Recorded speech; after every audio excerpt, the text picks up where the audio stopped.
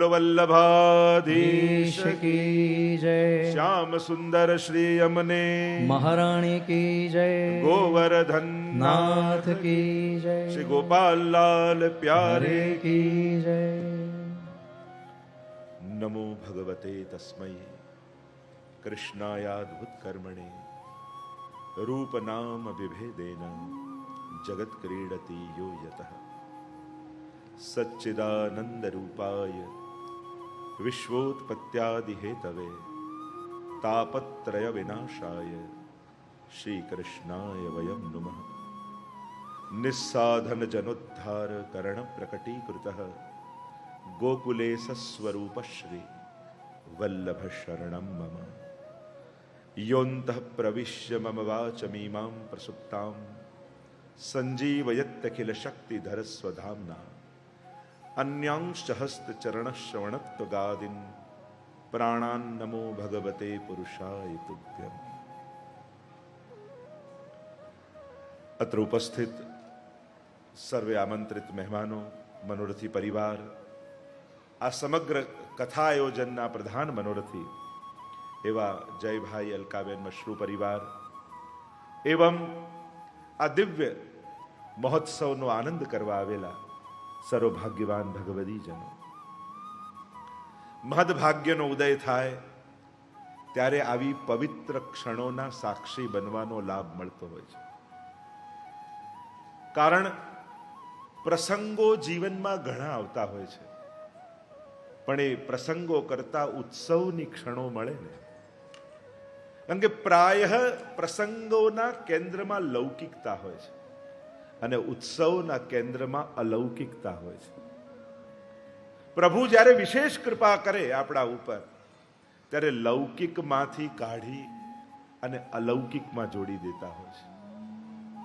કારણ કે આપણા કાર્યોનો કોઈ અંત નથી. જીવનનો અંત છે પણ જવાબદારીઓનો થોડી અંત છે. જીવન પૂર્તિ નથી હોતી, મુકદ્દરની સમસ્યાઓ મૃત્યુને બાદ પણ રહી ગઈ છે હસ્તરેખાઓ.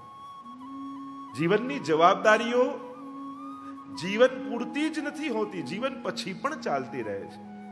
અને મનુષ્ય પ્રયાસ પણ કરતો હોય છે કે મારા ગયા પછી મારી કારણે દુનિયામાં જે લોકો છે એને જીવનમાં દુઃખ ના આવે. અને આ બહુ સહજ અભિવ્યક્તિ છે.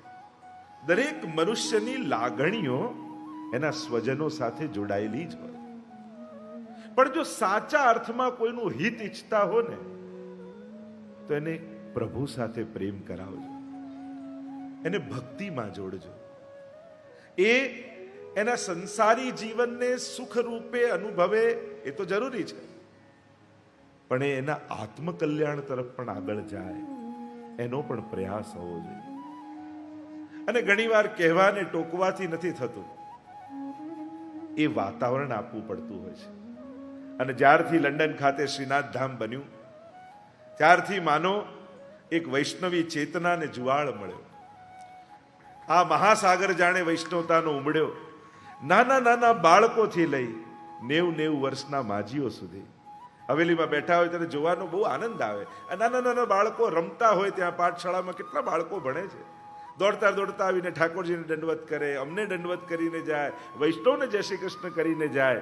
ત્યારે એમ લાગે કે હવેલી બનાવવું સફળ થઈ ગયું. કોઈ એક બાળકના જીવનમાં જો ભક્તિનો બીજ વાવી શકીએ, અને કોઈ વડીલ માજીઓને જોઉં છું અશક્ત હોય, વ્હીલચેરમાં આવ્યા હોય, ઇન્ડિયા જવાની કોઈ અનુકૂળતા ન હોય, પણ બાળકો જ્યારે શ્રીનાથજીની સન્મુખ લાવીને એમને ઊભા રાખે ને અને એની આંખોમાં વહેતા આંસુને જોઉં ને ત્યારે એમ લાગે આ આંસુ નથી, એના હૃદયમાંથી યમુનાજીનું પ્રાગટ્ય થયું છે. કારણ કે ભક્તિ રૂપા છે. એના આંખમાં એવા જળજળી આવીને કે જે એવું લાગ્યું જાણે નાથ દ્વારા અમે તો જઈ આવ્યા. આવો ભાવ. અને હવેલીના નિર્માણમાં જે પાયામાં રહ્યા છે એવા રાજભાઈ પણ આજે ઉપસ્થિત છે. જો પ્રભુ કેવા સંજોગો કરતા હોય છે, પ્રભુને કોઈ મોટું કાર્ય સમાજમાં કરાવવું હોય ને તો સૌથી પહેલા કોઈના મનમાં સંકલ્પ રૂપે બિરાજે. ધીરે ધીરે સાથ મળતો જાય, સાથ સહકાર બનતો જાય અને સંકલ્પ સર્જન સુધી પહોંચી જાય. કોઈના મનમાં પ્રગટ્યું એ આંખોથી પ્રગટ થતું જ્યારે તમે જુઓ છો ને ત્યારે તમને તમારા જીવનની સફળતા લાગે છે. એમ લાગે કદાચ આ દુનિયામાં ભગવાને આના માટે મોકલ્યો હતો, પ્રભુએ આ કાર્ય કરાવવા માટે મોકલ્યા હતા. અમારા સર્વ ટ્રસ્ટીગણો કાર્ય જે રીતે હવેલી ચલાવવા માટે જે પ્રયાસ કરે છે, કોશિશ કરે છે, અમારા યુવાનો, અમારા બાળકો, બહેનોના મંડળો, ભાઈઓના કેટલા લોકો જોડાયા છે. અને હવે કહું ને તો આટલી મોટી હવેલી પણ હવે નાની પડે છે, કારણ કે જ્યારે આખું સમાયોજન હોય છે અને જે લોકો લાભ લઈ રહ્યા છે, કેટલી મોટી સંખ્યામાં લોકો આજે જોડાય, એટલે કે દરેકની ભીતર રહેલી વૈષ્ણવતાને એક સરનામું મળી ગયું. ભક્તિ હતી, વૈષ્ણવતા હતી, સરનામું નહોતું. પોતાને કયા સ્થાન સાથે આઈડેન્ટિફાય કરે, અમારું કયું સ્થાન. તો આજે એક ગૌરવ સાથે યુવાનો કહી શકે છે, જ્યારે બીજા કહેતા અમે અમારા મંદિરમાં જઈએ, ત્યારે આપણા કોઈ વિશુદ્ધ હવેલી ન હોવાને કારણે આઈડેન્ટિફાય નહોતા કરી છે. હવે અમારા યુવાનો પણ કહે છે અમારું પણ શ્રીનાથ ધામ છે હો, ક્યારેક આવજે દર્શન કરવા માટે. એ પણ એના મિત્રોને વાત કરે છે, લઈને આવે, અમને મેળવતા હોય છે કે અમારો ફ્રેન્ડ છે. અને કેટલા લોકો આજે જોડાઈ રહ્યા છે. હવેલીઓ એ કેવલ ઈંટ ચૂના પથ્થરના મકાન નથી હોતા, એક વિચારધારાને જીવાડવાના સ્થાન હોય છે. ત્યાંથી એક વિચારધારા જીવતી હોય છે, ત્યાંથી એક શ્રદ્ધા જીવતી હોય છે, ત્યાંથી મહાપ્રભુજી જેવા આચાર્યોના સિદ્ધાંતો જીવંત બનતા હોય છે. ખૂબ બધાના પ્રયાસો રહ્યા છે, દરેક લોકોએ પોતપોતાની રીતે ખૂબ કોશિશ કરી અને પ્રભુ કૃપા કરી આજે 5 વર્ષ જ્યારે થવા જઈ રહ્યા છે અને 5 વર્ષની પૂર્ણાહુતિનો એક મહા મહોત્સવ આવતા વર્ષે ઉજવાશે. કથા પછી કહીશ, કારણ કે આપણો એક નિયમ છે, દર વર્ષના આવતા વર્ષના આયોજનની ઘોષણા આપણે આ વર્ષે કહી દઈએ છીએ. તમે કહો તો હમણાં કહી દઉં, બધા કેવા તત્પર છે.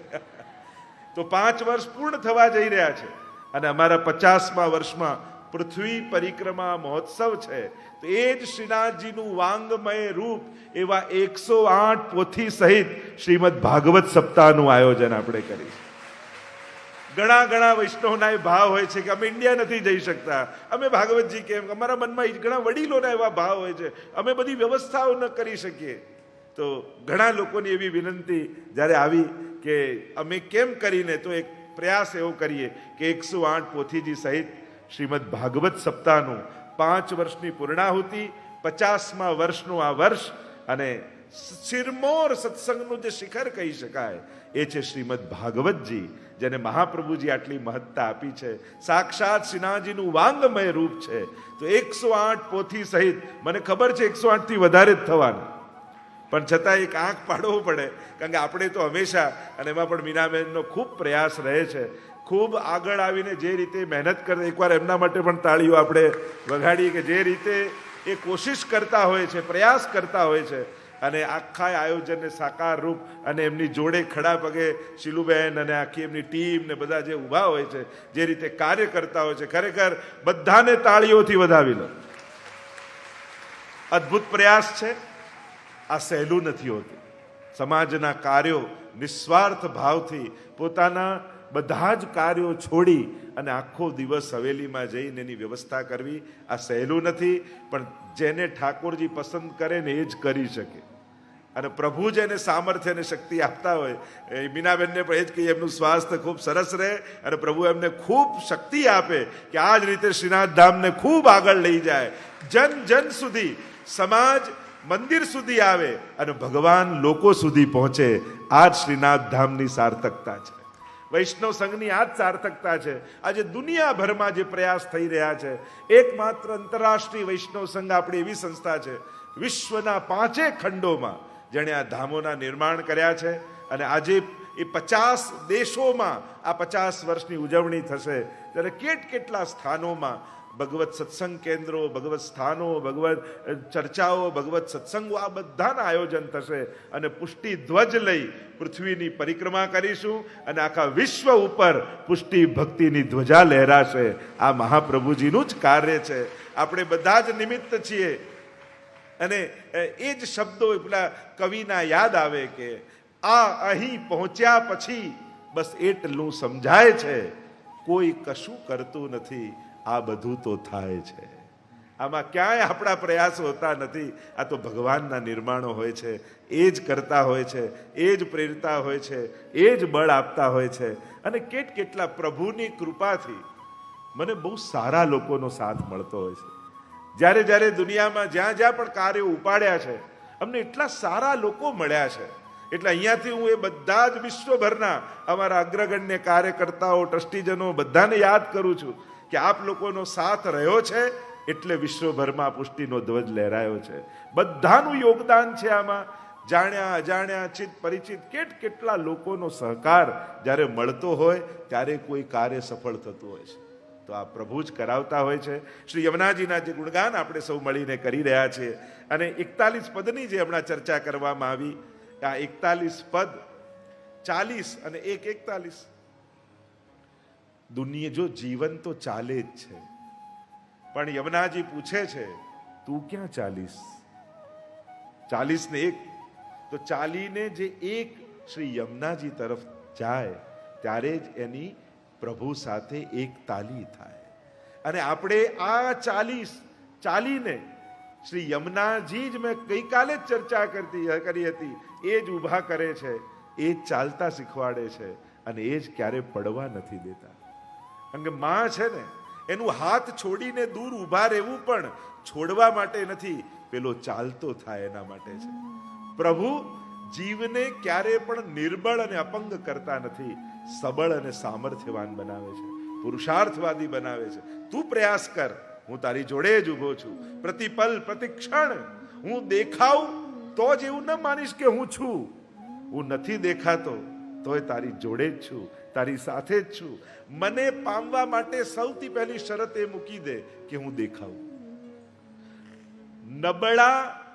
નબળી અપેક્ષાઓ રાખી ઘણીવાર મહાન તત્વોને મેળવવાનું ચૂકી જઈએ છીએ આપણે.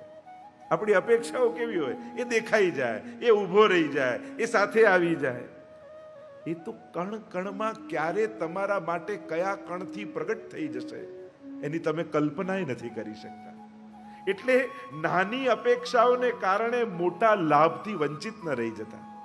ઘણીવાર લોકો નાની ઈચ્છા હોય તો દેખાય નહીં, ના દેખાયો તો માનવાનું બંધ. અરે તારી આંખોને ખાલી રૂપ દેખાય એ શરતે તું આટલા વિરાટ વ્યાપક કણકણમાં વ્યાપેલા ઈશ્વરના અસ્તિત્વને નકારવા તૈયાર થઈ ગયો. આટલી નાની ઈચ્છા, આટલી નાની મહાન તત્વો પાસે નાની અપેક્ષાઓ લઈને ન જાઓ. એની મહાનતાનો, એની વિરાટતાનો, એની વ્યાપકતાનો આનંદ લો. હરિ વ્યાપક સર્વત્ર સમાના और प्रेम ते प्रगट हो ही मैं जाना. જે દિવસે તારી ભીતર પ્રેમ પ્રગટ થશે અને કણમાં પણ દ્રષ્ટિ કરીશ ને, તો એ કણમાંથી પણ કૃષ્ણ પ્રગટ થઈ જશે. એ તો કણકણમાં વ્યાપેલો છે. કેમ એને અમુક જગ્યામાં બાંધવાની તો કોશિશ કરે છે? તને જ્યારે જ્યાં જરૂર પડશે ત્યારે એ કણમાંથી કૃષ્ણ પ્રગટ થશે. એને તો આ રીતે કૃપા કરવી છે, એને તો આ રીતે તને સાથ આપવો છે. તું તારી શરતોમાં ભગવાનને ન બાંધીશ, તું પોતે ભગવાનના સિદ્ધાંતોમાં બંધાઈ જા. આપણે બાંધીશું તો વિરાટને સીમિત કરી દઈશું, અને આપણે બંધાઈશું ને તો આપણે સીમિતમાંથી વ્યાપક થઈ જઈશું. નાનકડી અંજલિમાં રહેલું જળ નાનું છે, પણ એ નાનકડું જલ જ્યારે દરિયામાં નાખી દો તે દરિયાનું રૂપ ધારણ કરી દે છે. એની સીમિતતાને છોડી દે ને તો એ દરિયાની વ્યાપકતાને પામી જાય છે. એ જ રીતે જ્યારે આપણા વ્યક્તિત્વની સીમાઓને છોડી દઈશું ત્યારે વૈષ્ણવતાની વ્યાપકતાને આપણે પામી જઈશું. અને આજ તો આપણી યાત્રા છે વ્યક્તિમાંથી, એ વ્યક્તિની સીમિતતામાંથી વૈષ્ણવતાની વ્યાપકતામાં પ્રાપ્તિ. એ જ આપણી યાત્રા છે. સુરત શ્રમ બિંદુસી સિંધુસી બહી ચલી. બિંદુથી સિંધુની યાત્રા જ્યારે યમુનાજીની છે, તો આપણી પણ એક વ્યક્તિના બિંદુ તરીકેની અને વૈષ્ણવતાના સિંધુ તરીકેની આપણી યાત્રા છે. અને આ 41 પદ જે ભક્તિનું બીજ મહાપ્રભુજી કહે છે કે ઠાકોરજીએ તમારા હૃદયમાં સ્થાપીને તમને મોકલ્યા છે. ભક્તિ વર્ધની નામનો ગ્રંથ છે મહાપ્રભુજીનો ષોડશ ગ્રંથમાં. યથા ભક્તિ પ્રવૃદ્ધા સ્યાત તથોપાયો નિરૂપ્યતે બીજ ભાવે દ્રઢે તુ સ્યાત ત્યાગાત શ્રવણ કીર્તનાત. ભક્તિવર્ધનીમાં મહાપ્રભુજી આજ્ઞા કરે છે કે બીજ ભાવ તારી ભીતર ભગવાને રોપેલો છે, બસ એને યમના જલ પા, એ બીજમાંથી ઘટાદાર વૃક્ષ બની જશે અને ભક્તિના વૃક્ષ ઉપર પ્રભુની સેવાના ફળ લાગશે. જો કોઈ વૃક્ષ ઉપર ફળ લાગ્યું હોય, નીચે કોઈ વ્યક્તિ બેઠો હોય, તો એ વ્યક્તિને ફળ ક્યારે મળે? એ વ્યક્તિને ફળની પ્રાપ્તિ ક્યારે થાય? તો આપણે સાધારણ કહીએ કે ફળ પાકે તો વ્યક્તિના ખોળામાં આવી જાય ને મળી જાય. આ લૌકિક વૃક્ષ હોય તો ફળ પાકે તો મળે, અલૌકિકમાં બેસેલો પાકી જાય ને તો ઈશ્વર ખોળામાં પડી જાય. આપણે નથી કે આ બહુ પાકા વૈષ્ણવ છે, આપણે બોલતા હોઈએ આ બહુ પાકા વૈષ્ણવ. પાકા એટલે પાકી ગયા છે ભક્તિમાં, અને જ્યારે પાકી ગયા છે ત્યારે ઈશ્વરનો એ ફળ, સ્વરૂપનું ફળ, કૃષ્ણરૂપી ફળ સહજ એની ગોદમાં આવીને પડી જાય. પુરુષોત્તમ ફલ દેત હૈ નેક જો બેઠો છાય. વલ્લભ સાખીમાં કહ્યું ને કે સ્વયં વલ્લભ રૂપી વૃક્ષ એવું છે, ક્ષણમાં કોઈ આવીને બેઠું ને તો એ ફળ આવીને કૃષ્ણરૂપી ફળ આપી અને ગોદમાં પડી જાય છે. આવી કૃપા શ્રી વલ્લભ, આવી કૃપા શ્રી યમુનાજી કરે છે, જેનું દર્શન આપણે કરી રહ્યા હતા. અને એ દર્શન આપણે લગભગ 11મા પદ સુધી ગતિ કરી હતી. અને છેલ્લે ચિત્ત સ્વામી ગિરધરન શ્રી વિઠ્ઠલ પ્રીત કે લીએ સબ અંગ ધારી. અને એ શ્રી યમુનાજીએ પ્રેમને પામવા માટે જ સ્વરૂપને ધારણ કર્યું છે. પરમ પ્રેમ રૂપા શ્રી યમુનાજી છે. જો ઠાકોરજી કૃપાના દરિયો છે, સિંધુ છે, કૃપા જલધી સંશ્રિતે મમ મનસ સુખમ ભાવય. કૃપાનો સાગર પરમાત્મા અને પ્રેમની નદી એ શ્રી યમુનાજી. તો જ્યારે આપણા ભાવની, આપણા ભક્તિની, આપણા પ્રેમની નદી વહેતી વહેતી આ કૃપા સાગરને ભળી જાય ને, એમાં જ એની સફળતા છે. કારણ કે પ્રેમ જો સંસાર તરફ બળી ગયો તો સુકાઈ જશે. સંસાર ક્યારે પણ પ્રેમનો પ્રતિસાદ આપવા સમર્થ રહ્યો નથી. સંસારને મોહ અને સંસારને વ્યવહાર, આ બે વસ્તુ જ સમજમાં આવે છે. તમે ગમે તેટલો કોઈ લૌકિક વ્યક્તિને સાચો પ્રેમ કરો, પણ વ્યવહારમાં કાચો હશે ને તો એ ક્યારે પ્રેમની કદર નહીં કરે. તમે જો 4 વાર જઈને દિવસમાં એને કહેતા નહીં હોય કાંઈ પણ કામ હોય તો મને કહેજે, આવું કહો નહીં ને તો એને લાગે જ નહીં કે પ્રેમ છે. સાચા દિલથી પ્રેમ કરતા હો, તમારે પાડોશમાં કોઈ રહેતો હોય અને તમે એને બહુ એને દિલથી પ્રેમ કરતા હો, ક્યારે જઈને એને મળીને વાત ન કરો, કહો નહીં, પણ મનથી તમને હોય કે એને ક્યારે પણ જરૂર પડશે તો ઊભો રહી જઈશ. ત્યારે એને કોઈ પૂછે તારા પાડોશી કે સાવ નકામા, ક્યારે દિવસમાં વર્ષે એકવાર મળતાય નથી. એનાથી ઊંધું એની બાજુમાં બીજો પાડોશી રહેતો હોય, બિલકુલ પ્રેમ ન કરતો હોય, નફરત કરતો હોય, તો ક્યાં બાજુમાં રહેવા આવ્યો? પણ વ્યવહારમાં એટલો કુશળ ને 4 વાર જઈને કે કાંઈ બી હોય તો કહેજો, હું બેઠો છું. ખબર હોય કે બેઠો જ રહેવાનો છે, આ ઊભો નથી થવાનો. પણ 4 વાર જઈને કોઈ કે, સંસારને કહેવાનો મારો અર્થ વ્યવહાર સમજમાં આવે છે, પ્રેમ સમજમાં નથી આવતો. સંસારને મોહ સમજમાં આવે છે, પ્રેમ સમજમાં નથી આવતો. સંસારને આસક્તિ સમજમાં આવે છે, પણ પ્રભુ પ્રત્યેનું આકર્ષણ સમજમાં નથી આવતું. અને એટલા માટે પ્રભુના આ દિવ્ય પ્રેમને સમજવા માટે યમુનાજીની કૃપા નિતાંત આવશ્યક છે. કારણ કે યમુનાજી એવો પારસમણી છે જે આપણા લૌકિક મનને સ્પર્શ કરાવો તે સોનાનું અલૌકિક મન બનાવી દે. એવા શ્રી યમુનાજી પારસમણી છે, એવા શ્રી યમુનાજીની કૃપા છે. અને એ વાત કહેતા 12મા જે 11મા પદમાં આપણે જે ચર્ચા કરી રહ્યા હતા, પ્રેમ કે લીએ અબ અંગધારી, એ પ્રેમની પ્રાપ્તિ માટે શ્રીઅંગ એટલે કે શ્રી યમુનાજી જે આકારે દેખાય છે એ આકાર એ તો નેત્રોના દર્શન માટે છે, પણ આપણું સ્વરૂપ તો પ્રેમમય, રસમય, આનંદમય. જે તત્વના પ્રભુ બન્યા છે એ જ તત્વનું પ્રભુનું લીલા પરિકર છે. એક વસ્તુ યાદ રાખો, દરેક તત્વો ભગવાનના અવતાર નથી હોતા, પણ ભગવાનના સ્વરૂપના વિસ્તાર હોય છે. આ બંનેમાં ફરક છે.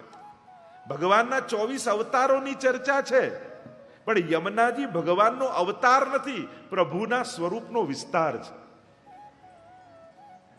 આ બંનેમાં બહુ તત્વત ફરક છે.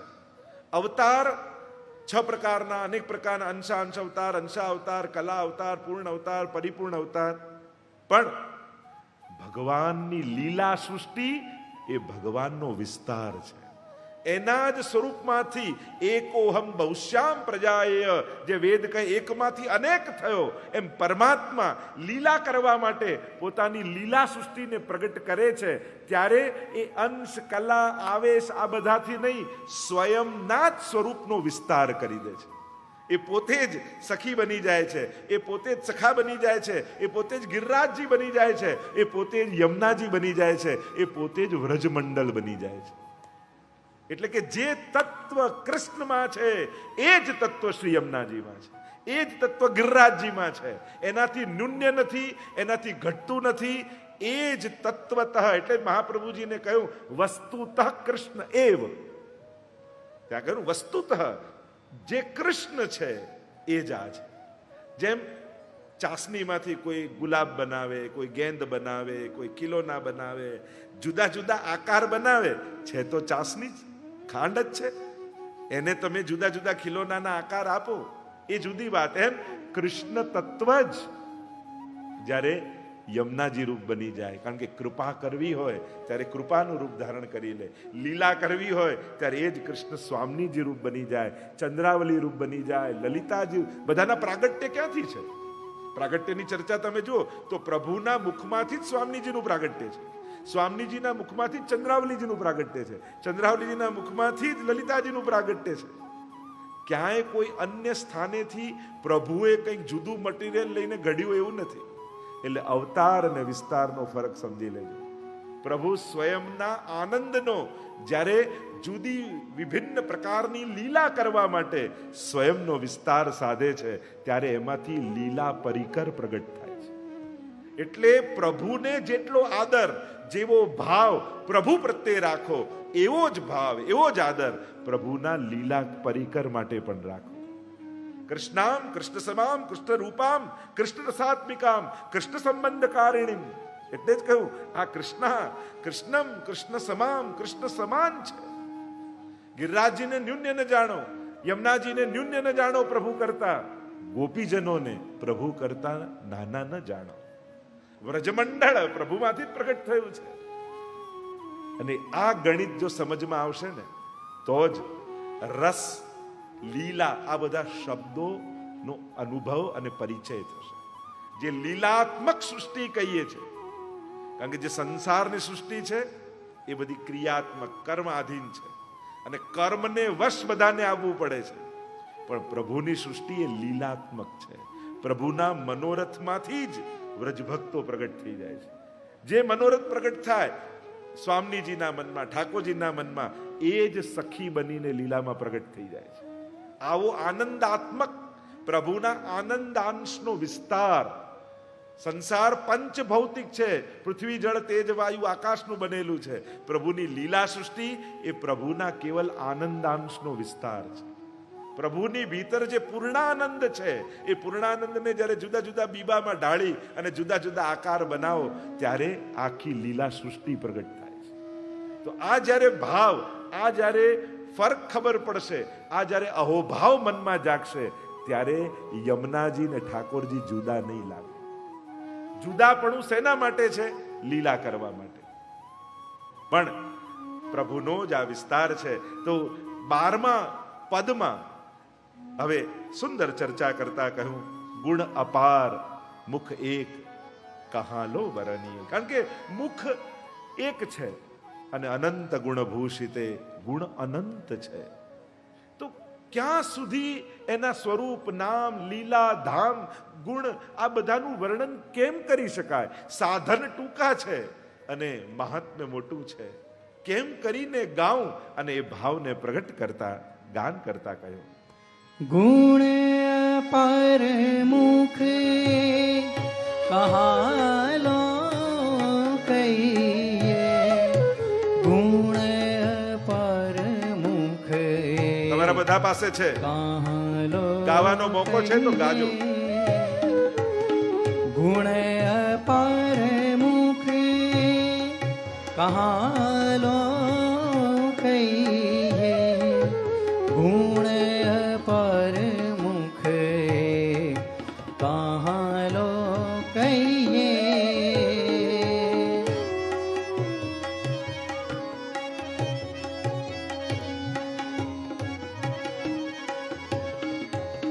तजो साधन भजो नाम श्री यमुना जी को लाल गिरिधरन वर तब ही पइये गुण अपार मुख कहाँ लो कहिए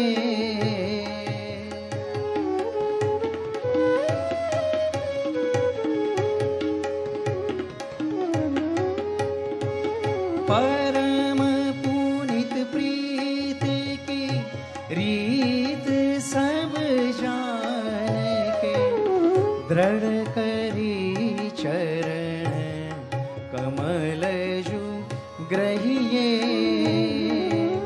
परम पुनित प्रीत की रीत सब जान के दृढ़ करी चरण कमल जुग्रइये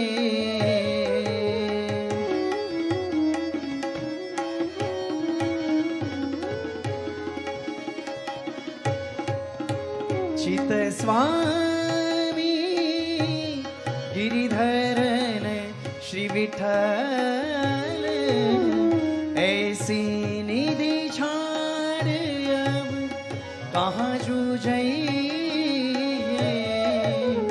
गुण अपार मुख कहाँ लो कहिए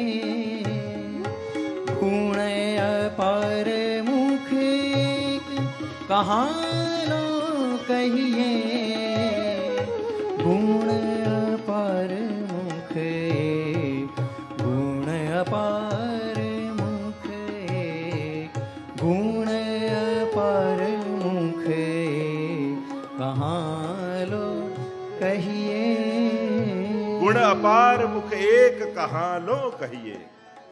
મુખ એક છે હંમેશા એ સર્વવ્યાપક અનંત ગુણોથી ભૂષિત એવા પ્રભુને ગાવાના ને પામવાના સાધનો આપણને બહુ ટૂંકા મળ્યા છે.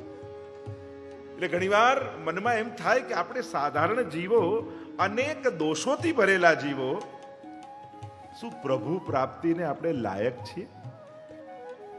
એવી યોગ્યતા ખરી આપણી? એવો અધિકાર ખરો આપણો? શું આ સાધારણ સંસારને જોનારી આ તુચ્છ આંખો ઈશ્વરને જોઈ શકે એવું સામર્થ્ય આંખોમાં ખરું? શું આ જીવવા જે સ્વાદ અને વિવાદમાંથી બહાર નથી આવતી, એ પ્રભુનું નામ લે ને પ્રભુ દોડતા આવે એવું સામર્થ્ય જીવવામાં ખરું? જ્યારે જ્યારે તમે પ્રભુ પ્રાપ્તિના સાધનોને ચકાસવા બેસશો ને તો ટૂંકા લાગશે કે ના ના, આમાં તો કોઈ સામર્થ્ય નથી. જીવની પાસે જે સાધનો છે બહુ ટૂંકા છે. અરે આ જીવવાથી લોકોને રાજી નથી કરી શકતા તો ઈશ્વર ક્યાં રાજી કરી શકવાના? જે જોવા જેવું છે એ આંખ જોતી નથી તો જે કોઈને નથી દેખાતો એને ક્યાં દેખવાની? આ કાન ન સાંભળવાનું બધું જ સાંભળી લે છે અને સાંભળવાનું કહ્યું એના તરફ એનું ધ્યાન જતું નથી. એક તો અસમર્થતા છે અને બીજી બહિર્મુખતા છે. આ બે તકલીફ છે. એક તો અસમર્થતા, એક તો એની યોગ્યતા છે નહીં આ ઇન્દ્રિયોની, અને પાછું પાપ ગમે છે અને પુણ્યમાં કંટાળો આવે છે એવી બહિર્મુખતા આને છે. કંઈક સારું કરાવવું હોય તો કેટલી વાર ટોકવો પડે માણસને, અને પાપ કરવું હોય તો તૈયાર જ બેઠો, હું તો રેડી છું, ચલો. એને કોઈ આગ્રહ કરવો પડતો નથી. કારણ અનંત જન્મોથી જે કાર્ય કરતો આવ્યો છે એમાં એની સહજ રુચિ હોય છે. અમુક વસ્તુ ઘણા સમયથી કરી એટલે એને બહુ સહજ આકર્ષણ થઈ ગયું છે અને એને એમ લાગે કે મારું આના માટે, હું આના માટે જ છું. એની સહજ રુચિ થઈ જાય છે. તો કેમ કરી એને પામી શકું? પ્રભુ કહે, તારી અસમર્થતાને અનુકૂળ હું થઈશ. અને એટલા માટે તમે દરેક ઘટનાઓને, પ્રસંગોને જુઓ. સામર્થ્યવાન કરતા અસમર્થોને ભગવાન વધારે મળ્યા છે. જ્યારે જ્યારે જેને દેખાતું નથી, હવે સુરદાસજી પાસે તમે કહો અમારી પાસે તો એવી આંખો કે ઈશ્વરને ન જોઈ શકે. આંખો તો છે ને, સુરદાસજીને તો આંખોના આકારે નથી. એમને તો આંખોના આકારે નથી, છતાંય ઠાકોરજી જેવા વસ્ત્ર શિંગાર ધરે એવા પદ સુરદાસ ગાય છે. અને ગુસાઈજીના લાલજીને એકવાર એમ થયું બધા બાળકોને કે દેખાતુંય નથી, આંખના આકારે નથી, છતાં અમે જે વસ્ત્ર શિંગાર પ્રભુને ધરીએ અમને ખબર કેમ પડી જાય? એ દિવસે એ જ રંગના કીર્તન કેમ ગાય શિંગાર અને વસ્ત્રના? લાવ પરીક્ષા કરી. આજે ઠાકોરજીને કંઈ ધરાઈએ જ નહીં.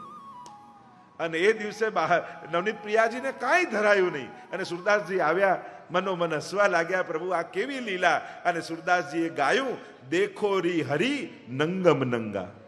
એમનું પદ છે, દેખો રી હરી નંગમ નંગા. આ પ્રભુએ કંઈ ધર્યું જ નથી. અને હસતા જાણે હાંસી કરતા હોય સુરદાસજી એવા પદ ગાયા. તો આંખોના આકારે નથી, પણ પ્રભુની કૃપા હોય ને તો ઈશ્વરના દર્શન સહજ છે. એટલે કે અસમર્થતા કૃપાને આડે નથી આવી શકતી.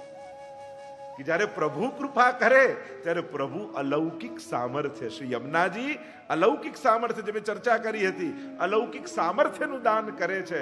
આંખનો આકાર ન હોય તો એના દર્શન થઈ શકે છે. જીવવા ઘણા એવા ભક્તો છે કે અરે હું તો કાંઈ જાણતો નથી, ભગવત કીર્તન શું, કેમ ગવાય, પણ કૃપા થઈ તો અષ્ટ સખાઓમાં એમના નામ છે. નંદદાસજી તો લૌકિકમાં એવા આસક્ત થઈ ગયા, કોઈ સ્ત્રીમાં આસક્ત થઈ ગયા, બસ ગુસાઈજીએ કૃપા કરીને આસક્તિ ફેરવી દીધી, અષ્ટ સખામાં એમનું નામ આવી ગયું. હા, એટલે કે એ વસ્તુ સમજવાની, આપણી અસમર્થતા પ્રભુ પ્રાપ્તિમાં રૂકાવટ ન થઈ શકે જો પ્રભુ કૃપા કરે, શ્રી યમુનાજી કૃપા કરે. લૌકિકમાં દેખાતું અસામર્થ્ય, અને એક વસ્તુ હંમેશા બધા જ યાદ રાખે, લૌકિકની અસમર્થતાને તમારી અયોગ્યતા ન માની લેતા ભક્તિ માટે. ઘણીવાર આપણી કેપેબલ ન હોઈએ, આપણે સંસારમાં કંઈ બહુ અનુકૂળતા અને બહુ સુખ કે સાધનો સંપન્નતા યા બહુ મોટા ઘર કે બહુ યોગ્યતા ના હોય, બધાના જુદા જુદા અનુકૂળતા અને પ્રતિકૂળતાઓ છે. પણ લૌકિકની અસમર્થતા ભક્તિની અયોગ્યતા ક્યારે બની નથી અને બનતી નથી. એટલે ક્યારે પણ એવું નહીં માનવું કે અરે પેલા જેવું તો મંદિર મારા ઘરમાં નથી, મારે ઘરે પ્રભુ કેમ બિરાજે? અરે એ તો ગોખલામાં રહેવા તૈયાર છે. એણે ક્યારે તને લિસ્ટ આપ્યું કે આવું મંદિર જોઈશે? અરે પેલાના જેવા ઝારીજી મારી પાસે તો નથી. ઠાકોરજી કે મેં તને ક્યારે કહ્યું કે મારે આવા ઝારીજી જોઈશે?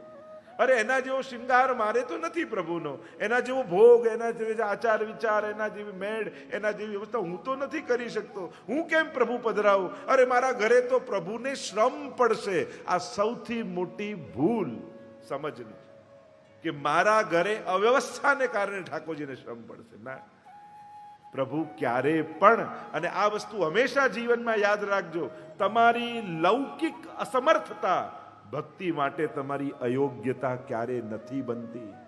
પ્રત્યેક વ્યક્તિ યોગ્ય જ છે પ્રભુ પ્રાપ્તિ માટે, કારણ કે એને યોગ્યતા ઠાકોરજી આપતા હોય છે. પદ્મનાભ દાસજી જેવી તો સંજોગ નથી ને, એ તો છોલે ધરતા.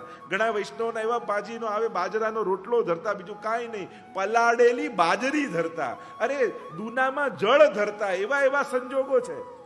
84-252 ની વાર્તા વાંચજો. જો આ ભવ્યતા ને વૈભવ ને વ્યવસ્થા, એ તો ધન આવ્યું તો એને પ્રભુમાં વિનિયોગ કરવા માટે છે, પણ ભવ્યતા એ કોઈ સેવા નથી. એ તો સેવાની વ્યવસ્થા છે. આપણાથી જેટલું થાય એટલું અધિક અને ઉત્તમ કરીએ, પણ સેવા તો જેવા સંજોગો છે એવામાં પ્રભુનો આશ્રય સ્વીકારીને જીવવું, એ જ સેવા માર્ગ છે. તમારો ભાવ તમે જેવા સંજોગોમાં છે એવો પ્રભુ આગળ અભિવ્યક્ત કરો. પ્રભુ તો પોતે કહે છે, પત્રમ પુષ્પમ ફલમ તોયમ યો મે ભક્ત્યા પ્રયચ્છતિ તદહમ ભક્તિ રૂતમ અસ્નામી પ્રયતાત્મન. ગીતાજી પ્રભુ સ્વયં કહે છે ને, પત્ર પુષ્પ ફલ તોયમ. અરે તમારી પાસે કાંઈ નથી, નથી પત્ર, નથી પુષ્પ, નથી ફલ, ન તોયમ, પણ પુષ્ટિ ભક્તિ તમને કેવું શીખવાડે? તમે એક બીડી ધરો છો ને ઠાકોરજીને પાનની, બીજું કાંઈ ન હોય તો એમાં ચારે વસ્તુ આવી જાય.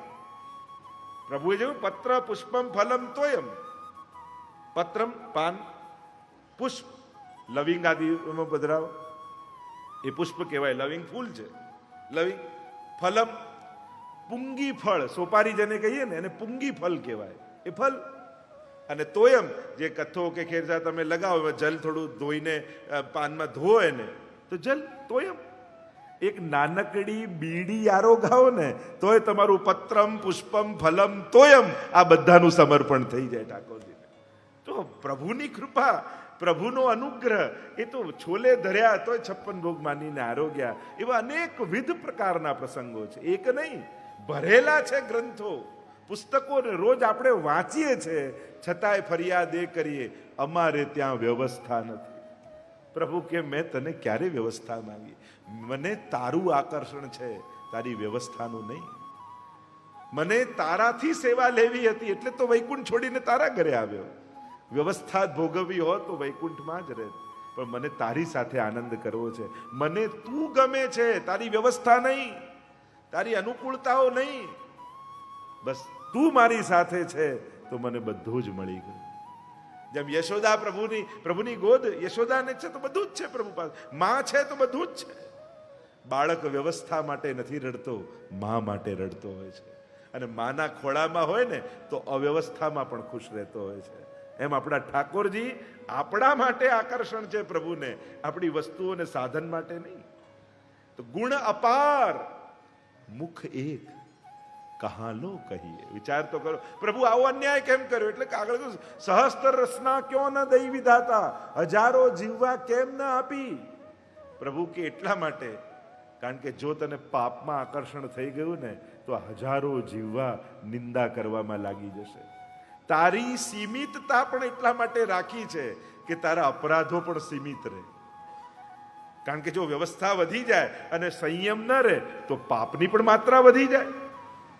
પ્રભુ કહે હું તો અલ્પમાં પણ પ્રસન્ન થઈ જઈશ, પણ સંસાર માટે હજારો જીવવાથી ગુણ ગાઈશ ને તો એ સંસારના લોકો રાજી થવાના નથી. અને એટલા માટે લોકો એમ કે ભગવાનને પામવા અઘરા, ભગવાનને પ્રસન્ન કરવા અઘરા. અરે ના, ભગવાન તો સાવ સહેલો છે, સંસારને રાજી કરવો અઘરો છે. તમે તો કઠિન પરીક્ષા આપી રહ્યા છો, હું તમને સહેલો રસ્તો બતાવી રહ્યો છું. સંસાર માટે ખપી જશો ને, કરી પોતાનું બધું લૂંટાવી દેશો, એમના વખાણ કરીને થાકી જશો, તો ઘરે જઈને એમ કહેશે જો ને કેવા નાટક કરતો હતો. એને તમારો પ્રેમ નહીં દેખાય, નાટક દેખાશે. અને પ્રભુ માટે અભાવથી પણ જો કટોરી ધરી પૂતના વિષ લગાવીને આવી તોય માની ગતિ ભગવાન આપે છે. આ અમારો ઠાકોરજી છે. એટલે અલ્પતાથી પણ જે અલ્પતોષણ, અલ્પ માત્રથી તોષણ, એમ હરિરાયજી પણ શિક્ષાપત્રમાં કહે છે કે નાની વસ્તુથી પણ પ્રભુ રાજી થઈ જાય, એવા અમારા ઠાકોરજી છે. એટલા માટે વસ્તુ અને વ્યવસ્થાના સામર્થ્યો બતાવતા નહીં, એને કેવલ સ્નેહનું સમર્પણ કરજો, શ્રીનાથજી પ્રસન્ન થઈ જશે. તો ગુણ અપાર મુખ એક કહા લો બરનીએ. ક્યાં સુધી એનું વર્ણન હું કરું? અને કહું જો તજો સાધન ભજો નામ શ્રી યમુનાજી કો. એટલે જ કહ્યું ને, સાધનોનો ઉપયોગ કરાય, સાધનોનો આશ્રય ન કરાય. જે સાધનો મળ્યા છે એ સાધનોનો ઉપયોગ કરીને કૃષ્ણની પ્રસન્નતા સિદ્ધ કરાય, પણ એનો આશ્રય ન કરે. મહાપ્રભુજી પણ કહે છે જો સાધનોનો આશ્રય થઈ ગયો તો પ્રભુનો આશ્રય છૂટી જશે. આ ચાંદીની જારી વગર તો સેવા થાય જ નહીં, કુવાના જળ વગર તો થાય જ નહીં, સોનાની તિલક વગર, નકવેસર વગર તો સેવા થાય જ નહીં. આ થાય જ નહીં. એટલે સાધનનો આશ્રય કરી લીધો કે સાધન નથી તો કૃષ્ણ પણ નથી. મહાપ્રભુજી કહે ના, સાધનનો આશ્રય ન કર. અત્યાગ્રહ પ્રવેશે પરપીડાદિ સંભવે સેવા તક્તવ્ય. મહાપ્રભુ તો કહે છે કે કોઈ વસ્તુનો અત્યાગ્રહ તમને થઈ જાય કે જેને કારણે એ વસ્તુના અભાવને કારણે તમે ભગવાન છોડવા તૈયાર થઈ જાઓ, તો મહાપ્રભુજી કે એના કરતા ઠાકોરજી છૂટી જાય જ સારું. કારણ કે તને વસ્તુનો આગ્રહ છે, પ્રભુનો નથી.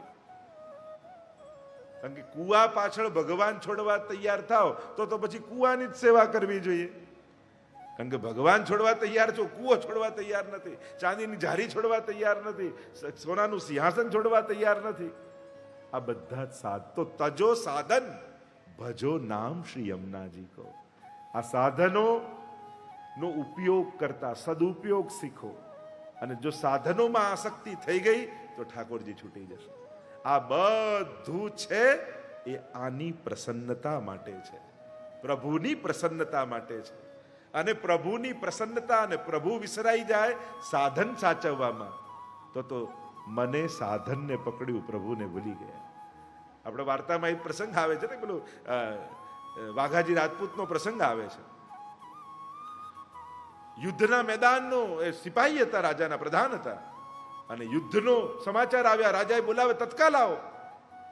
અને સેવા કરતા હતા અને ઉતાવળમાં પ્રભુને રાજભોગ ધર્યો અને પૂરણપુરી બનાવી. પણ ઉતાવળ એટલી હતી યુદ્ધમાં જવાની કે પૂરણપુરી ભોગ તો ધરી, પણ ઘી ધરવાનું ભૂલી ગયા. અને પ્રભુએ કોળીઓ મુખમાં મૂક્યો ને એવો અટક્યો, ઘી વગર કોરી પૂરણપુરી ખટકે ને મન. અને પ્રભુ તો કેટલા કોમળ. એટલે યુદ્ધના મેદાનમાં જતા જતા એમને ઠાકોરજીએ જતાવ્યું કે અરે તે પૂરણપુરી ધરી પણ ઘી ધરવાનું તો ભૂલી ગયો હતો. અને એને એવો તાપ થયો, મારા પ્રભુનો રાજભોગ, પ્રભુને શ્રમ પડ્યો. તુરંત ઘોડો પાછા આવ્યો. યુદ્ધના મેદાનમાં તો શીઘ્રતાથી હું પહોંચી જઈશ. પાછા આવ્યા, સ્નાન કર્યા, દોડતા દોડતા ભીતર ગયા, ઘી લયો અને પધરાવી દીધો રાજભોગની કટોરીમાં. ઉતાવળમાં ગયા તો ખરા, પણ ઉતાવળમાં પ્રભુને શ્રમ પડે છે એ વિચારમાં પોતાના પગના જોડા કાઢવાનું ભૂલી ગયા. અને ત્યાં પ્રસાદ લેવા માટે બે વૈષ્ણવને બોલાવ્યા હતા એમને, કે ઠાકોરજી પાછળ પ્રસાદ લેવડાવો. અને પેલા જે વૈષ્ણવ બેઠા હતા એ વૈષ્ણવનો ભાવ ન દેખાયો, પણ પગમાં પહેરેલા જોડા દેખાયા. અરે આ અનાચારી, આને ત્યાં પ્રસાદ લેવાય, અમે તો નહીં લઈએ. ટૂંકમાં વાર્તાનો વિસ્તાર નથી કરતો, પણ જેને જોડા દેખાય ને એને જોડા જ પડે. એનો ભાવ સાધન જોયું, સ્નેહ ન જોયું. કે આ વ્યવસ્થા નથી જાળવતો, અપરસ નથી જાળવતો, આ બધું જ દેખાયું, પણ એની તત્પરતા પ્રભુને સુખ આપવાની એ સમજમાં ના. આ દુનિયાને મેં કીધું ને, અલૌકિક પ્રેમ સમજમાં આવતો નથી, એને વ્યવહાર જ દેખાય છે. વ્યવહારથી જે રાજી થાય ને વ્યવહારથી જે નારાજ થાય. તો તજો સાધન ભજો શ્રી યમુનાજી કો. સાધન શું? પુષ્ટિ માર્ગમાં મહાપ્રભુજી ક્યારે પણ આપણને સાધન નથી આપતા, ફલ આપે છે. અને ફલ શું કહેવાય? જો તમે એમ માનો ને 9 યમનાષ્ટક કરવાથી યમુનાજી કૃપા કરશે, તો તમે યમનાષ્ટકને સાધન બનાવી લીધા. યમનાષ્ટકથી યમુનાજીની કૃપા થશે, એટલે કે યમનાષ્ટક સાધન અને ફળ યમુનાજીની કૃપા.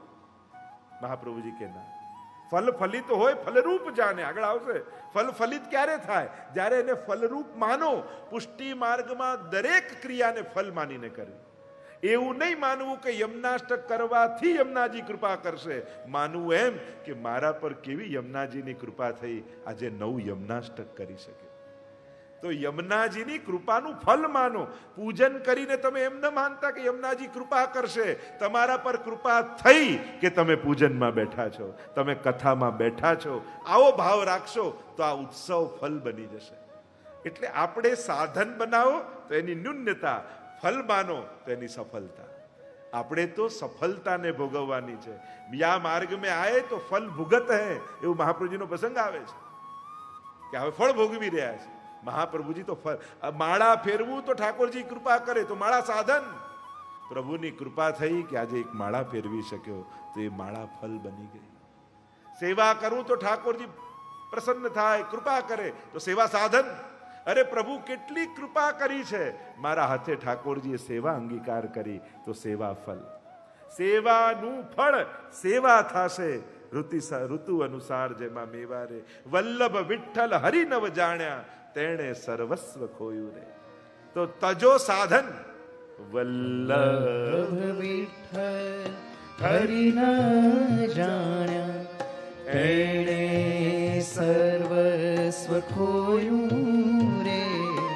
શ્રી વલ્લભ વિઠ્ઠલ હરિના જાણ્યા, તેણે સર્વસ્વ ખોયું રે.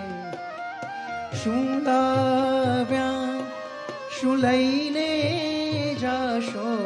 શું લાવ્યા, શું લઈને જાશો? વારંવાર વહેવાયા રે. પુષ્ટિ માર્ગમાં જે જન આવ્યા, વિશ્વાસે નવળ ગયા રે. સાધન સર્વે છૂટી જશે સાધન સર્વે, છૂટી જશે હરિથી રહેશે અળગારે. શ્રી વલ્લભ વિઠ્ઠલ હરિનામ જાણ્યા એણે સર્વસ્વ તજો સાધન રે. ભજો શ્રી યમુનાજી કો. સાધનો છોડી જે મળે છે એને ફલરૂપ માનીને યમુનાજીનું ખૂબ ભજન કરો, ખૂબ યમુનાજીનું નામ લો. કેમ? કારણ કે લાલ ગિરિધરન તબહી પૈયે, તો જ ઠાકોરજીની પ્રાપ્તિ કરી શકશો. જેણે યમુનાજીને ખૂબ ભજ્યા છે એને જ યમુનાજી અધિક. પછી અસમર્થ જીવવાથી બોલાયેલા શબ્દો પણ ઠાકોરજી સાંભળશે. અસમર્થ નેત્રોથી પ્રભુની લીલાના દર્શન થશે. આ અસમર્થ કર્ણ પણ કૃષ્ણની કથા સાંભળીને જન્મ મરણમાંથી મુક્ત કરી દેશે. શ્રી યમુનાજી લૌકિક ઇન્દ્રિયોની અલૌકિકતા સંપાદન કરે છે.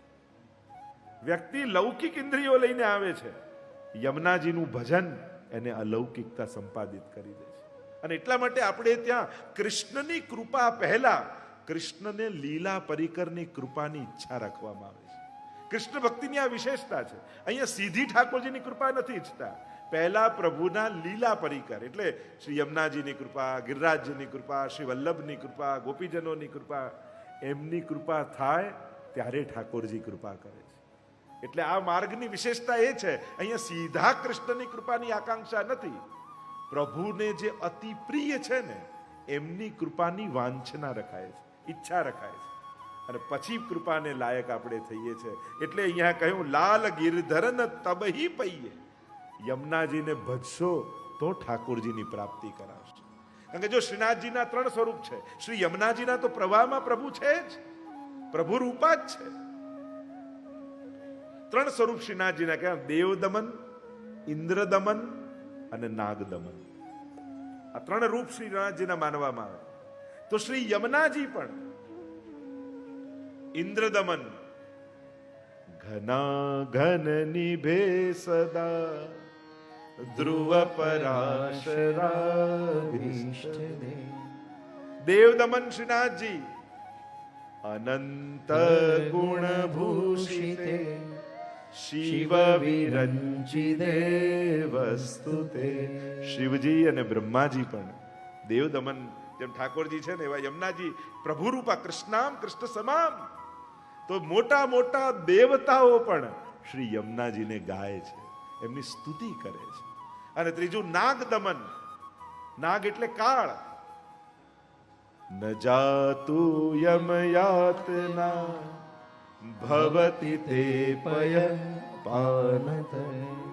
યમયાતના ન થાય, કાળ એનો ગ્રાસ ન કરે. કારણ કે કાલ વ્યાલ મુખગ્રાસ ત્રાસ નિર્ણાસ હેતવે. ભાગવતના મહાત્મ્યમાં કહ્યું ને, કાળને સર્પ કહ્યો છે. કાલ વ્યાલ છે, વ્યાલ એટલે સર્પ. અને સર્પ ક્યારે ગળી જાય ખબર ન પડે, ક્યારે ઘરમાં ઘૂસી જાય ખબર ન પડે. આ કાળ એવો જ છે. પણ શ્રી યમુનાજીનું જ્યારે તમે આરાધન કરો છો તો એ યમયાતનામાંથી જીવને મુક્ત કરે. એટલે કે કાળના પાશમાંથી યમુનાજી મુક્ત કરે છે.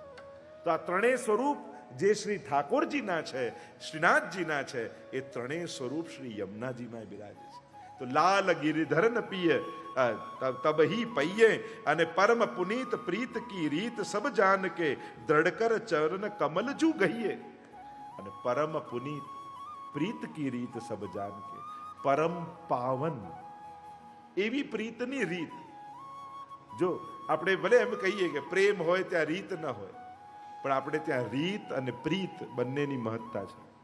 એટલે જ પદ્મા કહે સેવા રીત પ્રીત વ્રજજન કી જનહિત જગ પ્રગટાઈ પ્રગટ ભય માર્ગ રીત દિખાય. પ્રીત કરવાની પણ એક રીત હોય છે. કારણ જ્યારે અનધિકાર ચેષ્ટા અમર્યાદિતતા જ્યારે આવી જાય ત્યારે પ્રેમ પણ પ્રસન્નતાનું કારણ રહેતું નથી. એ જ યમુનાજી હોય, મથુરામાં તમારું યમુનાજીના કાંઠે ઘર હોય રોજ યમુના પાન કરી, સ્નાન કરી, યમુનાષ્ટકના પાઠ કરતા હો, પણ એમાં પૂર આવે યમુનાજીમાં અને તમારા ઘરમાં જલ ઘૂસી જાય અને એક માળ સુધી પાણી આવી ગયું, બીજા માળે તમે ચડી ગયા અને ત્યારે યમુનાજીનું જલ ઘરે આવે ત્યારે તમને ધોળ યાદ આવે? આજે યમુનાજી પધાર્યા મારે ઘેર રે, આજે ત્યારે ગરબા કરવાની ઈચ્છા થાય. ત્યારે શું થાય? કાઢો કાઢો કાઢો કાઢો, જલ્દી કાઢો, જેનાથી નીકળે એનાથી કાઢો.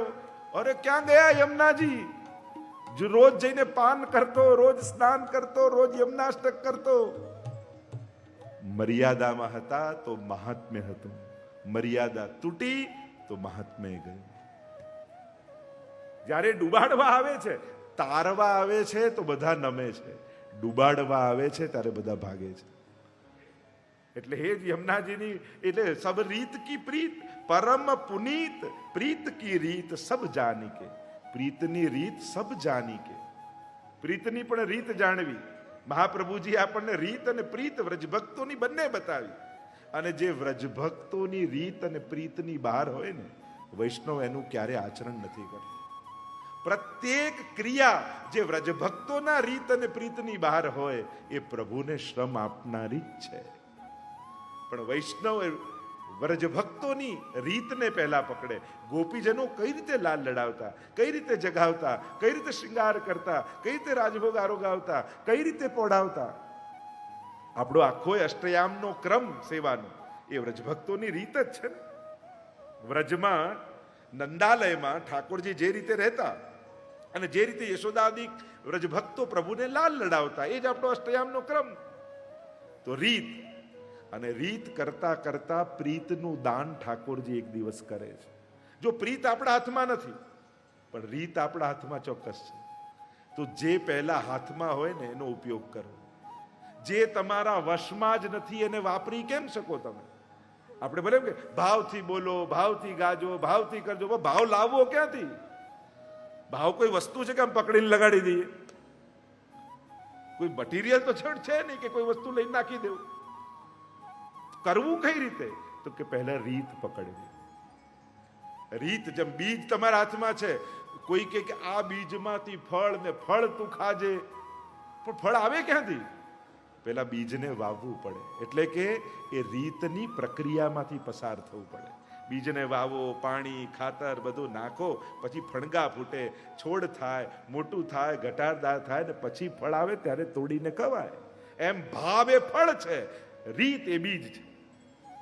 તો બીજ રીતની વાવો અને પછી ધીમે ધીમે એવા સેવા, ત્યાગાત, શ્રવણ, કીર્તનાત, ત્યાગ, શ્રવણ અને કીર્તન, આ ત્રણેયના જલપાન કરતા કરતા કરતા કરતા એ વૃક્ષ ઉપર પ્રભુરૂપ ફળ લાગશે, ભાવરૂપ ફળ લાગશે.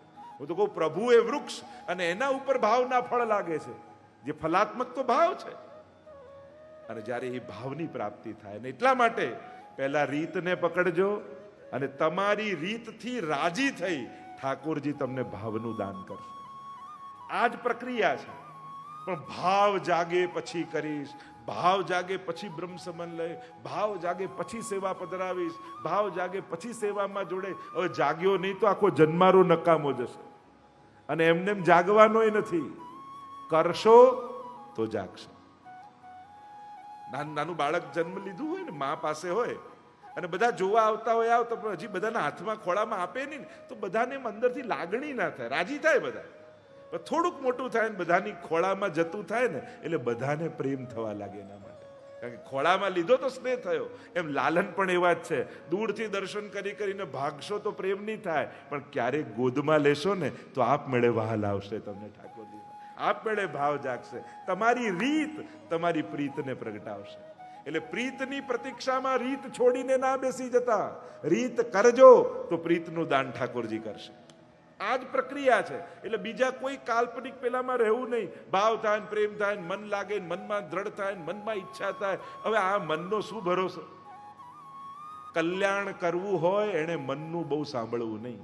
જેણે આત્માના કલ્યાણ કરવા હોય એનું મનનું બહુ સાંભળવું નહીં. તો મન ક્યારે પણ તમારા આત્માના કલ્યાણને સાધવા નહીં દે. કારણ કે હંમેશા આત્માનું કલ્યાણ મનની ઈચ્છાથી વિરુદ્ધમાં હોય છે, વિપરીત હોય છે. મનને આમ જવું હોય ને આત્મા આમ જતું હોય, એનું કલ્યાણ આમ હોય. તકલીફ એ જ હોય, જેની સિઝન હોય એ ટાઈમે ખાઓ ને તો નુકસાન કરે. અમે લગભગ તમે જોવા જાઓ એટલે સિઝન જાય પછી ખાઓ તો નુકસાન કરે. જ્યારે તમે આમ કેરી વરસાદ પડે ને પછી લોકો કેરી ખાવાનું બંધ કરી દે ઇન્ડિયામાં, કે વરસાદ પડી ગયો નુકસાન કરે. એનો સમય જતો રહે પછી તમે ગ્રહણ કરો છો તો પછી એ લાભકારક રહેતું નથી. એટલે વિવેક હોય છે યોગ્ય સમયે યોગ્ય વસ્તુનું ગ્રહણ. અને એમ પણ ભાવતી વસ્તુ નુકસાનકારક જ હોય છે ને ઘણી વાર. આ મનનું એવું જ છે, જે તમને ભાવે તમારા માટે હાનિકારક. ડાયાબિટીસ વાળા કોણ એવું છે જેને ગળ્યું ના ભાવતું હોય? ના પાડતા જ ભાવવાની શરૂઆત થઈ જાય. હવે તમારે ગળ્યું નથી ખાવાનું, એ દિવસથી જ ઈચ્છાઓ જાગે. હા, મનનો સ્વભાવ છે. એટલે કલ્યાણનું વિરોધી મન હોય છે હંમેશા. તમને અહિત તરફ જ આકર્ષણ કરે એવો મનનો સ્વભાવ છે. પણ થોડુંક માણસ છોડી દે ને, થોડુંક છોડી દે. 90 વસ્તુ સારી હોય, 5 વસ્તુ 10 વસ્તુ ખાવાની ના હોય, પણ એ 10 વસ્તુની પાછળ એક દિવસ એવો આવે કે 90 વસ્તુ ખાવાનું બંધ થઈ જાય. જેમ તમે કેરીનું બોક્સ લાવો ને, અને ઇન્ડિયામાં જેમ હાફૂસની સિઝન આવે એટલે કેરીનું બોક્સ લઈને આવે તો બોક્સ ખોલે ને એક કેરી, બાકી બધી બરાબર, એક થોડીક વધારે પાકી ગઈ હોય એટલે થોડીક બગડવા જેવી થઈ ગઈ હોય તો એમ થાય કે ચલો આજે આ ખાઈ લઈએ, કાલે બીજા દિવસે પેલી સારી ખાઈશું. એટલે પેલી બગડેલી કેરી પહેલા ખાય અને બીજા દિવસે પાછું બોક્સ કરે તો પાછી એક બગડી ગઈ હોય. એટલે એમ થાય કે હું આ ખાઈ લઉં તો પછી પાછું એટલે આખા બોક્સમાં બગડેલી જ ખાય. એના કરતા એક સ્કીપ કરી દીધી હોય તો રોજ સારી રીતે તાજી ખાવા મળી હોય. પણ પેલી એક નથી છોડવી તો આખું બોક્સ બગડેલું ખાય. બસ આ જ માણસના જીવનના ગણિતો છે. થોડુંક છોડશો તો ઘણા બધા લાભો જીવનમાં પ્રતીક્ષા કરી રહ્યા છે. પણ એ નાનું નથી મૂકી શકતા એટલા મોટા લાભોથી વંચિત રહી જઈએ છીએ આપણે. મનની તુચ્છ ઈચ્છાઓને પૂરી કરવા માટે આત્માના કલ્યાણથી વંચિત રહી જઈએ છીએ આપણે. આ જો ગણિત સમજમાં આવશે તો આપમેળે મન પર સંયમ આવશે અને આત્માને સહાયક થઈ જશે. તો આ જે પ્રીતની પરમ પુનીત પ્રીત કી રીત સબ જાન કે દ્રઢ કર ચરણ કમલ જુ ગહીએ. દ્રઢ કરીને ઠાકોરજીને યમુનાજીના ચરણ કમલ પકડી લઈએ. પ્રભુને પકડો ને તો કસીને પકડજો. દ્રઢ કરી દ્રઢઈને ચરણને કેરો ભરોસો. જે શ્રદ્ધામાં દ્રઢતા ન હોય ને એ શ્રદ્ધા ગમે ત્યારે વિચલિત થઈ શકે છે. વિશ્વાસની અત્યારે કમી નથી, કમી દ્રઢતાની છે. કારણ કે નાના નાના સંજોગો પણ આપણા વિશ્વાસને ડગાવી જાય છે. રામાયણમાં આપણો પ્રસંગ કહેતા ને કે અંગદે પગ મૂક્યો અને રાવણને કહ્યું કે જો તું હલાવી દે તો હું સીતાજીને હારી જાઉં. બધા વાનરો ચિંતામાં પડી ગયા કે આ રાવણ આટલો સમર્થ અને હમણાં પગ તો હમણાં હલાવી દેશે. બહુ પ્રયાસ કર્યા રાવણે પણ હલાવી ના શક્યો. અને જ્યારે હારી ગયો રાવણને બહાર આવ્યો અંગદ ત્યારે વાનરો કહેવા લાગ્યા, અરે આ રીતે પગ મૂક્યો ક્યાંક હલાવી દે તો થાત શું? ત્યારે અંગદે કહ્યું કે ભરોસો મૂક્યો હોય ને પછી જોતોના વિચાર આપણે ન કરવાના હોય, પછી તો રામ જ બધું સાચવી લેતા હોય છે. પણ જો આમ થાય તો આમ કરું, જો આવું થશે તો આમ કરીશ, આ જે વિચારોમાં પડ્યા હોય જોતોમાં એ ક્યારેય કાંઈ કરી શકતા નથી. નબળા મનવાળા વ્યક્તિઓ સ્વયંનું પણ કલ્યાણ સાધી નથી શકતા તો સમાજનું શું કલ્યાણ કરવા?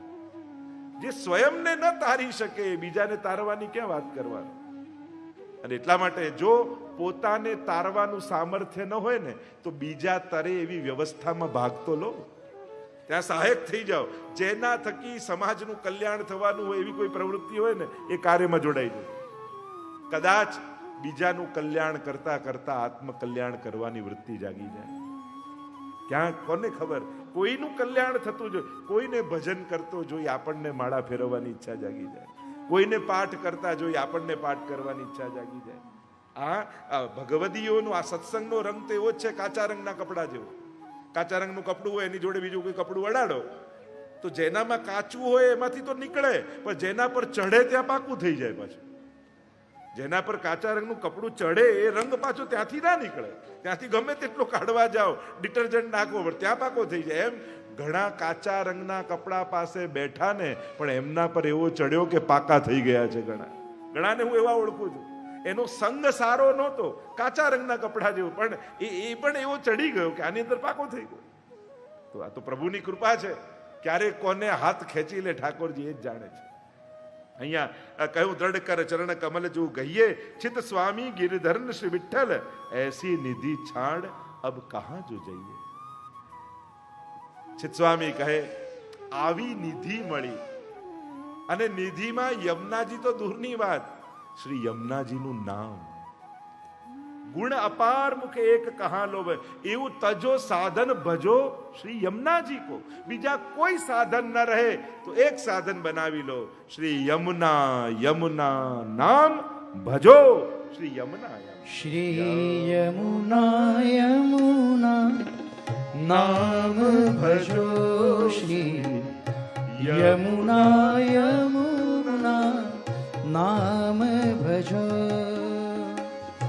हरखत करो आराधन इनको, हरखत करो आराधन इनको, और को पंथ तजो, और को पंथ तजो. यमुना यमुना नाम भजो, श्री यमुना यमुना नाम भजो. તજો સાધન ભજો શ્રી યમુનાજી કો. જય હો.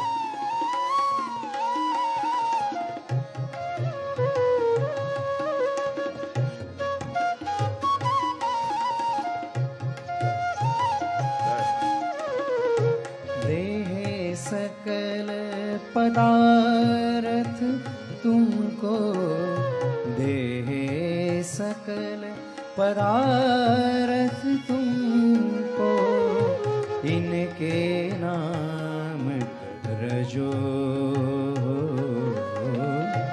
इनके नाम रजो.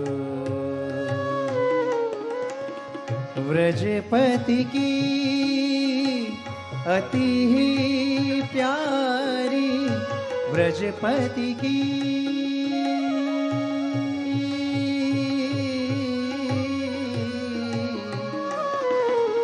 व्रजपति की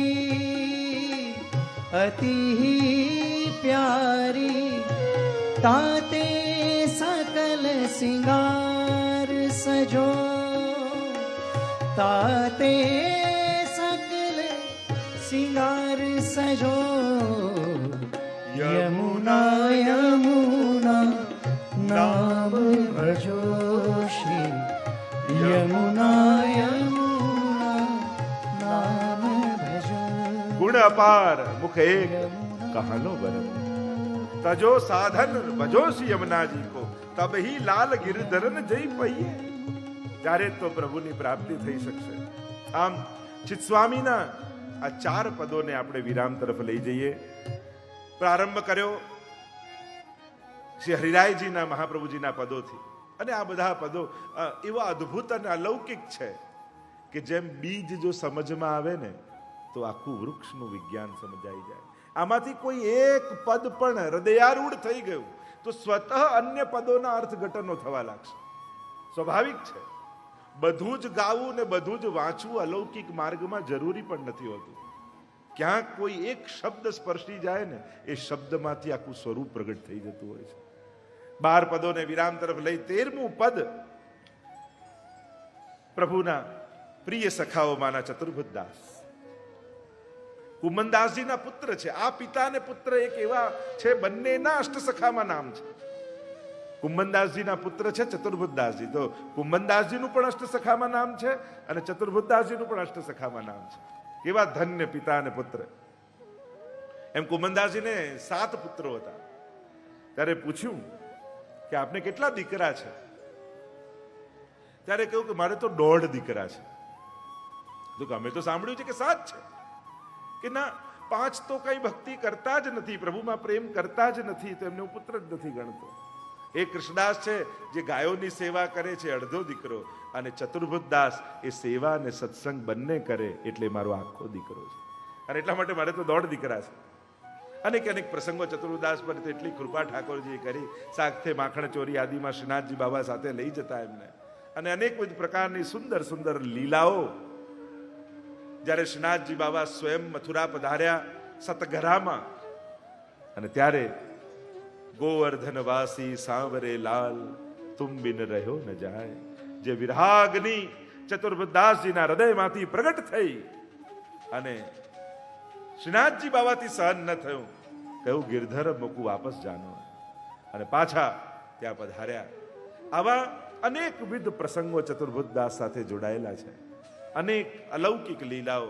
તો એવા ચતુર્ભુજદાસ કે જેના ઉપર ગુસાઈજીની અસીમ કૃપા છે, યમુનાજીની અસીમ કૃપા છે, એ ચતુર્ભુજદાસ જ્યારે યમુનાજીના દર્શન કરે છે, અને ત્યારે 13મા પદને ગાન કરતા ચિત્ત મેં શ્રી યમુના નિષદિન જો રાખો.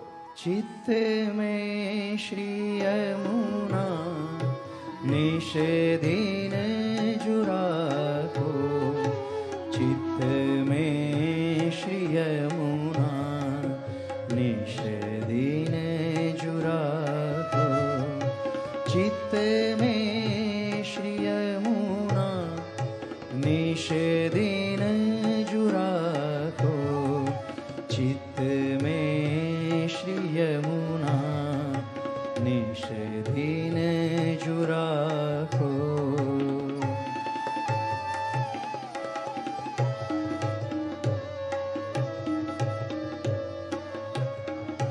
भक्त के वश कृपा करत है सर्वदा, भक्त के वश कृपा करत है सर्वदा, ऐसो श्री यमुना जी को है जो साखो, चित्त में श्री यमुना निषदिन जो राखो, चित्त में श्री यमुना निषदिन जो राखो.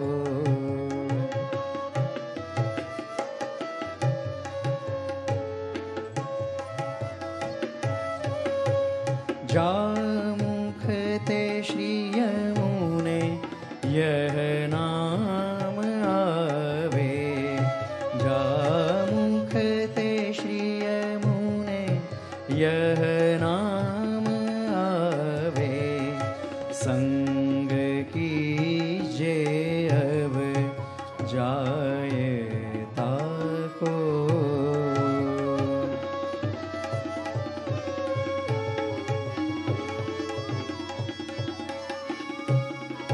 चतुर्भुज दास अब कहत है सबन सो, चतुर्भुज दास अब कहत है सबन सो, ताते श्री यमुने, ताते श्री यमुने, यमुने जुभा को, चित्त में श्री यमुना निषदिन जो राखो, चित्त में श्री यमुना, चित्त में श्री यमुना, चित्त में श्री यमुना निषदिन. ચિત્ત में શ્રી યમુના નિષદિન જો રાખો. આ મનમાં કોને રખાય?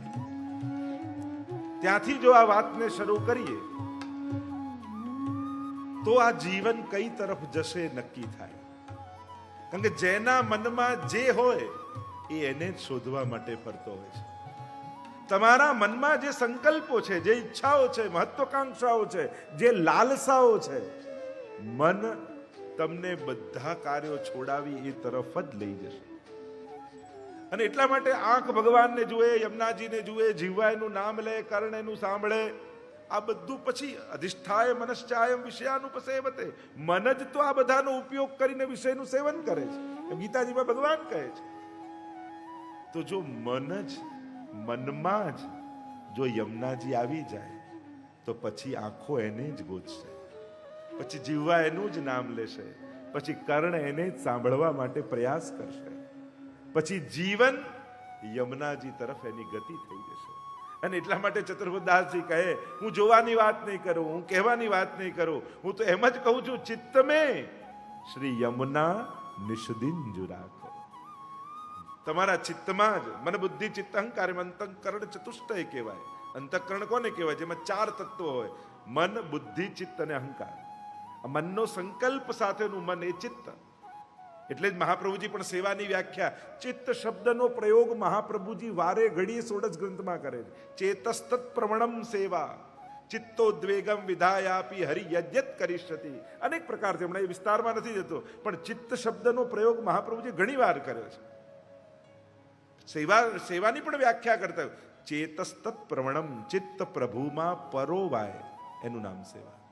આંખો ગમે તેટલી સારી હોય, પણ સોયમાં દોરો પરવો હોય ને તો મન એકાગ્ર કરવું જ પડે. ગમે તેટલી સારી આંખો હોવા છતાંય એકાગ્રતા વગર દોરો ન પરોવાઈ શકાય. એમ જ ગમે તેટલા સાધન સુવિધા અને સામર્થ્ય હોય, પણ જો મન પ્રભુમાં એકાગ્ર ન થાય તો સેવા સ્વીકાર પ્રભુ સુધી પહોંચે નહીં. આ ક્રિયા સેવા ત્યારે બને છે જ્યારે પરોવાયેલું મન સાથે કરવામાં આવે, પ્રભુમય મન હોય ત્યારે થાય. એટલે અહીંયા કહ્યું કે આ ચિત્તમે શ્રી યમુના નિષદિન, દિવસ રાત શ્રી યમુનાજીને રાખો. આપણે 2-3 કલાક જો ભેગા થઈએ, 3-4 કલાક યમુનાજીના નામ લઈએ અને ચિત્તમાં યમુનાજી આવે તોય કેટલો આનંદ આનંદ આનંદ આનંદ અનુભવાય. તો વિચાર કરો, આ નામ, આ સ્વરૂપ યમુનાજીનું ચિત્ત સાથે ચોંટી જાય તો જીવન કેવું આનંદમય થઈ જાય. ક્ષણવારનો સંપર્ક પણ જો આનંદ આપતો હોય તો જીવનભરનો સંયોગ કેવો આનંદ આપે. કે જેના મનમાં યમુનાજી કાયમ માટે નિવાસ કરી લીધો હોય તો એના ચિત્તને તો કેવો આનંદ હોય. ચિત્તને દુઃખ, મન દુઃખી એટલા માટે જ છે કે દુઃખ આપનારી વસ્તુઓને જ મને પકડ્યું છે. એટલા માટે જે દુઃખના કારણ રૂપ જે વસ્તુઓ, વ્યક્તિઓ, સંજોગો, પદાર્થો છે, મને એને પકડ્યા છે, એટલે જ મન દુઃખી છે.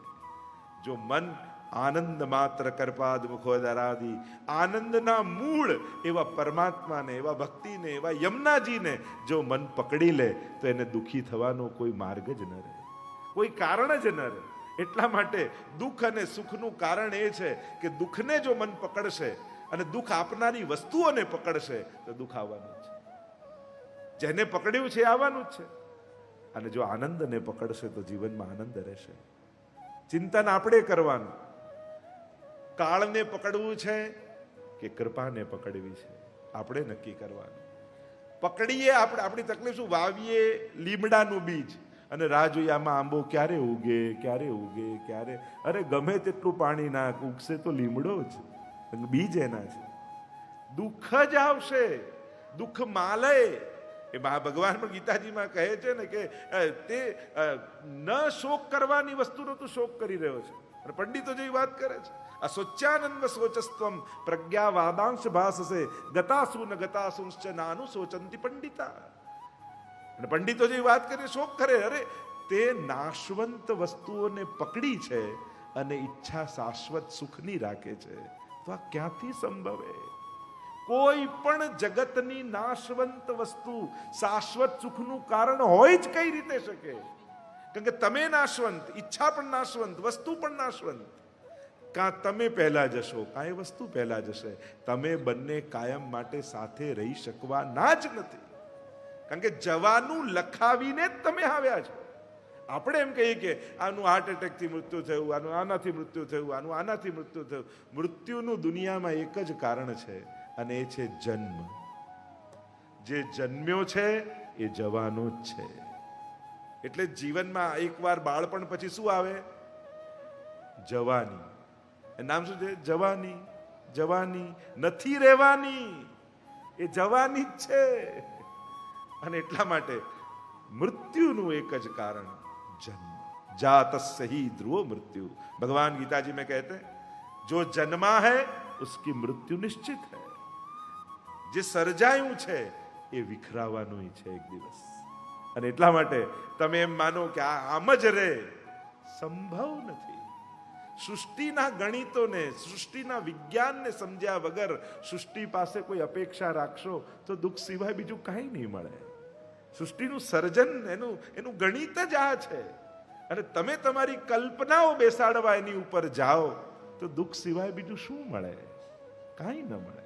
આપણી જ ઈચ્છા દુઃખનું કારણ છે. દુઃખ કોઈ નથી આવતું. આપણે પેલા એ ગુસ્સો અપાયો એટલે તમે ગુસ્સાનું કારણ પેલા જ માનો. અરે ગુસ્સો હતો તો આવ્યો ને, એને તમારી અંદર નાખ્યો, ભીતર હતો તો પ્રગટ્યો ને. એ ભૂલી જઈએ છે કે આયો આપણને, પણ અપાયો એને, એ યાદ રાખીએ છીએ. ગુનેગાર તો આયો એ છે, અપાયો એ થોડી છે. તો મૂળ વાત એ છે કે જ્યારે ચિત્ત મેં શ્રી યમુના નિષદિંજુ રાખો, યમુનાજીને જેને ચિત્તમાં વસાવી લીધા તો કહ્યું કે ભક્ત કે વશ કૃપા કરત હે સર્વદા, એસો શ્રી યમુનાજી કો હેજુ સાખો. યમુનાજી સ્વતંત્ર પોતાની ઈચ્છાથી કૃપા નથી કરતા. મેં કહ્યું ભક્તાભિલાષા ચરિતાનુસારી. પ્રભુ કેવા છે? ભક્તોની અભિલાષા અનુસાર ચરિત્ર કરવા વાળા, જે ભક્ત ઈચ્છે એવું કરવા વાળા. અને યમુનાજી પણ એવા છે. ભક્ત કે વશ કૃપા કરત હે સર્વદા. ભક્તને વશ થઈને કૃપા કરે છે. અને એટલા માટે જ્યારે ઠાકોરજી વશ થઈ જાય, બે વસ્તુ છે. એક તમે યમુનાજીને વશ થાઓ અને બીજા યમુનાજી તમને વશ થાય. જો તમે યમુનાજીને વશ થઈ જાઓ તો યમુનાજી ઈચ્છે તમને આપે. અને યમુનાજી જો તમને વશ થાય તો તમે માંગો એ યમુનાજી તમને આપે. તો આપણી માંગણી કરતા ભગવદ ઈચ્છામાં આપણું વધારે કલ્યાણ હોય છે. માણસને માંગતા આવડતું નથી. આ માણસની સૌથી મોટી એક કમી છે, એને માંગતા નથી. અને બહુ મોટી કૃપા પ્રભુની એ છે કે માંગીએ એ બધું ભગવાન આપી દેતા નથી. જો એ ભગવાન એવા આશીર્વાદ આપે કે તું માંગે બધું મળશે, પછી કોઈ દુશ્મનની જરૂર જ ન પડે. આપણી ઈચ્છાઓ જ આપણા સર્વનાશનું કારણ બની જાય. કારણ કે માણસને એની ઈચ્છાઓ ઉપર કોઈ કંટ્રોલ થોડી છે. એની આકાંક્ષાઓ, એની મહત્વાકાંક્ષાઓ જેના પતનનું કારણ. કોઈ દુશ્મનની જરૂર જ ન પડે માણસને. તો ભક્ત કે વશ કૃપા કરત હે સર્વદા, એસો શ્રી યમુનાજી કો હેજુ સાખો. એવી શાખ યમુનાજીની છે કે ભક્તને વશ થઈ ભક્ત જે કામના કરે ને, ભક્તની કામના કહ્યું છે, જીવની કામના નથી કહ્યું. કારણ કે એક સાધારણ જીવની કામના અને એક ભક્તની કામનામાં આસમાન જમીનનો ફરક હોય છે. જીવ ઈચ્છાઓનો અને કામનાઓનો ગુલામ છે અને એની કામનાઓ પણ એના જેવી તુચ્છ હોય છે. પણ ભક્તની ઈચ્છાઓ પ્રભુના સુખ માટેની હોય છે. ભક્તના મનમાં જે પણ ઈચ્છા હોય છે એ ઈચ્છા નથી હોતી, એના મનમાં જાગેલા મનોરથો હોય છે. જેમાં પ્રભુને સુખ મળે એવી કામનાઓ જેના મનમાં જાગે એ જ ભક્તનું મન છે. એટલે ફરક છે ને, એક જીવની દ્રષ્ટિ, એક ભક્તની દ્રષ્ટિ. એક જીવની ઈચ્છાઓ, એક ભક્તની ઈચ્છાઓ. કારણ કે આ ભક્ત છે. જે વિભક્ત નથી એ જ ભક્ત છે.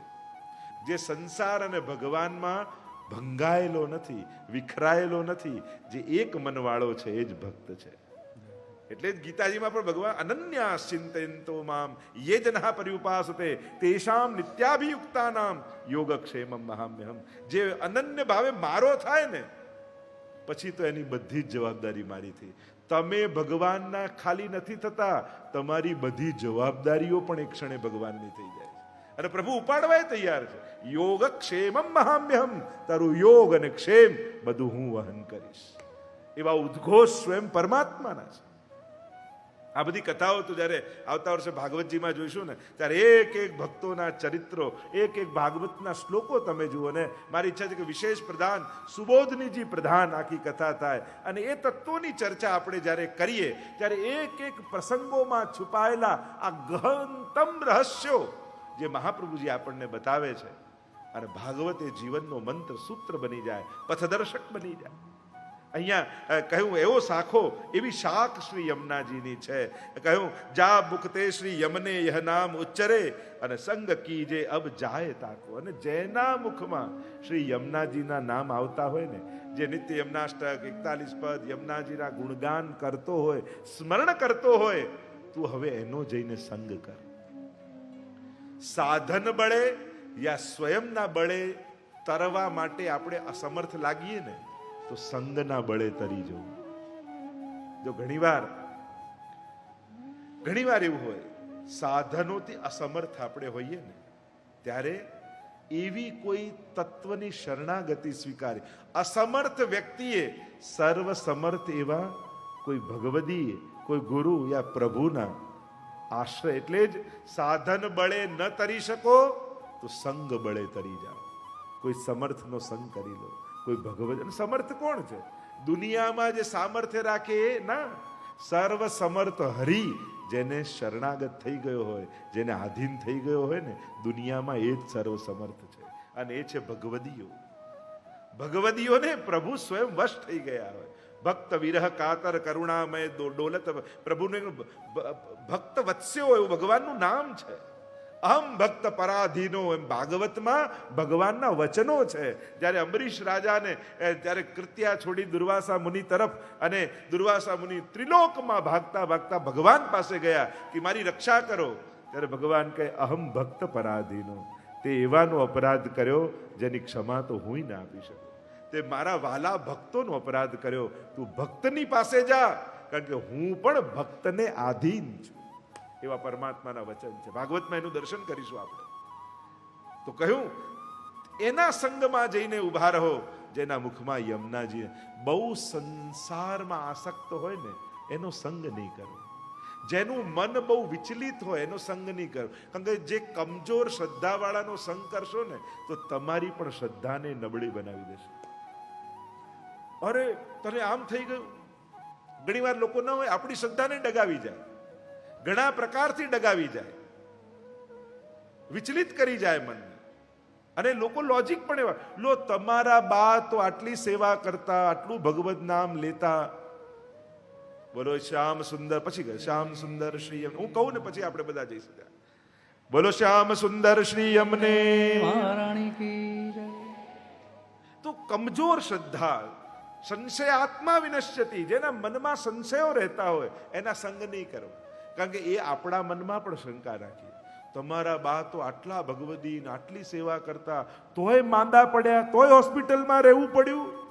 એટલે આપણને એમ થાય કે વાત તો સાચી છે, પણ માંદા પડવાને સેવા કરવાને મેળ ક્યાં?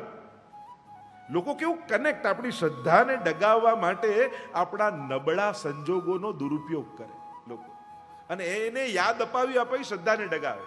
અચ્છા તો ભગવાનની સેવા નથી કરતા, એ માંદા નથી પડતા, એ હોસ્પિટલમાં નથી જતા. પણ લોકો લોજિક કેવા, સેવા કરતા ને માંદા પડે. લોકો કનેક્ટ ભગવાન સાથે કરે, ભક્તિ સાથે કરે, સેવા સાથે કરે, અને આમ રોંગ કનેક્ટ કરી, આપણા રોંગ લોજિક આપી આપણા મનને ડગાવવાની કોશિશ કરે. અને એટલા માટે ચંચળ સંશયવાળા મનવાળા વ્યક્તિઓના સંગ નહીં કરવા, નહીં તો આપણી શ્રદ્ધાને પણ ડગાવી દે. અહીંયા કહ્યું કે જા મુક્તે શ્રી યમને યહ નામ ઉચ્ચરે સંગ કીજે અબ જાય તાકો. ચતુર્બુદ્ધાસ અબ કહત હે સબનસો તાકે શ્રી યમને યમને જુભાકો. અને એટલે ચતુર્બુદ્ધાસ કહે કે હું તો બધાને કહું છું કે આ સંસારમાં કલયુગમાં તરવા માટે સરળતમ ઉપાય છે. શું કરવા અઘરા સાધનો ગોતો છો? સહજ સરળ ઉપાય છે આપી દીધો. અને ઉપાય શું? કે ચિત્ત મેં શ્રી યમુના નિષદિન રાખો. યમુનાજી મારા આવજો રે હૃદયમાં, યમુનાજી મારા આવજો રે હૃદયમાં. ભવના તે બંધન કાપજો રે આજીવન. ભવના તે બંધન કાપજો રે આજીવના.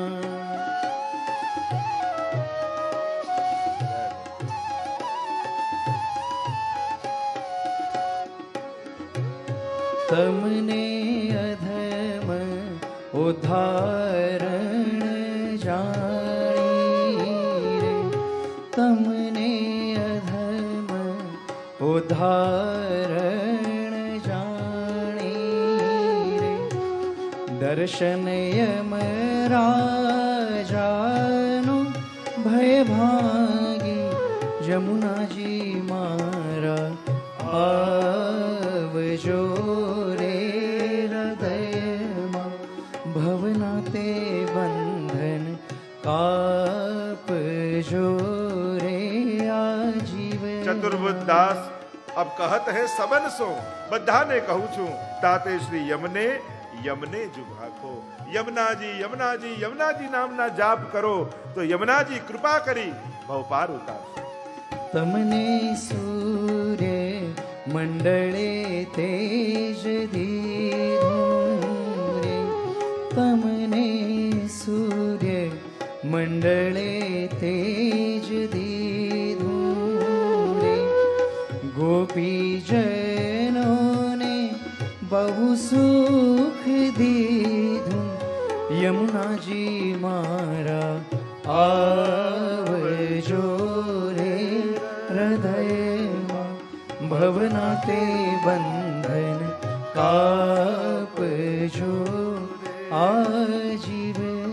શ્રી યમુનાજીનું નામ એવું સામર્થ્યમય છે, અનંત અપરાધોથી મુક્ત કરનારા। ચતુર્બુદ્ધ દાસ યમુનાજીના ગુણગાન કરતા આગળ 13મા પદને વિરામ આપી 14મા પદ તરફ આપણને લઈ જાય છે। જો ચાલ તો ચાલી રહ્યા છે, જઈ રહ્યા છે યમુનાજી તરફ, એક એક ડગલું ભરવાનું છે, 41 ડગલા ભરવાના છે, પણ પ્રસન્નતા એ વાતની છે, આ ચાલવામાં ને સંસારના ચાલવામાં ફરક એ છે, સંસારમાં આપણે કોઈ લૌકિક સમર્થ વ્યક્તિના સહારા ગોતતા હોઈએ છીએ, પણ આ અલૌકિક માર્ગમાં તો ભગવદીઓની આંગળી ગોતવાની। આ માર્ગની વિશેષતા એ છે કે એક એક ડગલું ભરતા ભરતા અષ્ટસખા હરિરાયજી, ગંગાબાઈ, આ ભગવદીઓ આપણી આંગળી પકડીને એક એક ડગલું ભરાઈ રહ્યા છે। આ છાપ છે ને, શું છે છાપ? એ આપણને આપેલું એક વિશ્વાસ છે ભગવદીનો, કે જ્યારે એ ભગવદીના નામ બોલીએ છે ને, છેલ્લે ચતુર્બુદ્ધ દાસ કે ચિત્તસ્વામી, આ છેલ્લે નામ બોલાય છે ને, તો માનો એની કાની અપાય છે કે આમની કાની થકી યમુનાજી મારા પર કૃપા કરવાના છે। એટલે આ કોઈ યશ કીર્તિ યા કાયમ યાદ રહે એના માટે જે નામ બોલાય એવા નામ નથી, આ તો ગાનારને ભરોસો આપનારા નામ છે કે હા, આ ભગવદીને આ અનુભવ થયો તો આની કાની થકી ગાનારને પણ અનુભવ થશે। તો આ એક એક ભગવદીઓનો સાથ આપણને મળે છે, અને એમના નામનું જ્યારે ઉચ્ચારણ કરીએ છીએ ત્યારે એમના સામર્થ્યને આપી આપણને આગળ લઈ જાય છે। ચતુર્બુદ્ધ દાસ 14મા પદમાં કહે, પ્રાણપતિ વિહરત શ્રી યમુના કુલે। ઠાકોરજી આપણને ક્યાં મળે? દુનિયાભરમાં ભગવાનને શોધનારા લોકો એને ચતુર્બુદ્ધ દાસ કહે છે, અરે આ કૃષ્ણને પામવો હોય ને તો એનું સરળતમ એડ્રેસ, કાયમી એડ્રેસ, કે ત્યાં જાઓ તો એ મળે જ। તો બધાએ કહ્યું, જલ્દી બતાવો ક્યાં છે? તો કે જાઓ યમુનાજીના તટ ઉપર, કારણ કે ત્યાં ઠાકોરજી સદા વિહાર કરી રહ્યા છે। પ્રાણપતિ વિહરત શ્રી યમુના કુલે, પ્રાણપતિ વિહરત શ્રી યમુના કુલે, લુપ્ત મકરંદ के भ्रमर जाओ बस भय, देख रवि उदय मानो कमल फूले, प्राणपति विहरत श्री यमुना कूले।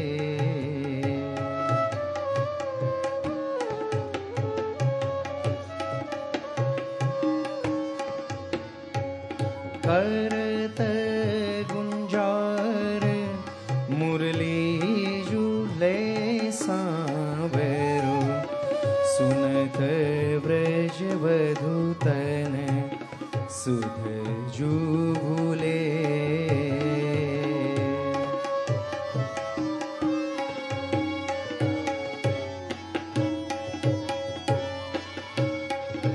चतुर्भुज दास श्री यमुने प्रेम सिंधु में, लाल गिरिधरन वर, लाल गिरिधरन वर हरख झूले, प्राणपति विहरत श्री यमुना कूले, प्राणपति विहरत प्राणपति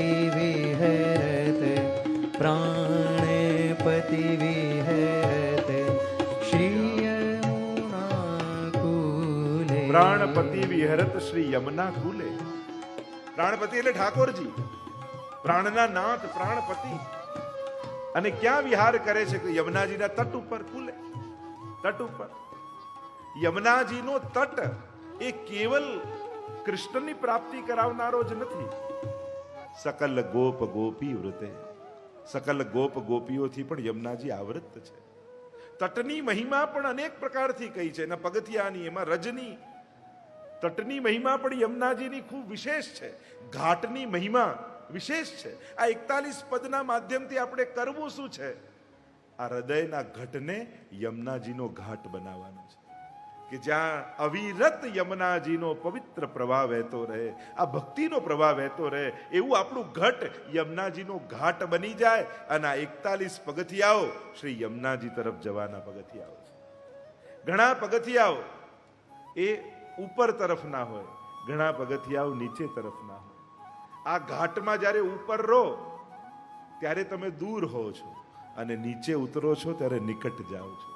ભક્તિના માર્ગની વિશેષતા જ એ છે કે તમે જ્યારે મોટા થવાના પ્રયાસ કરો છો ત્યારે પ્રભુથી દૂર જાઓ છો, અને જ્યારે નાના અને દાસ બનવાના પ્રયાસ કરો છો ત્યારે પ્રભુની નિકટ જાઓ છો.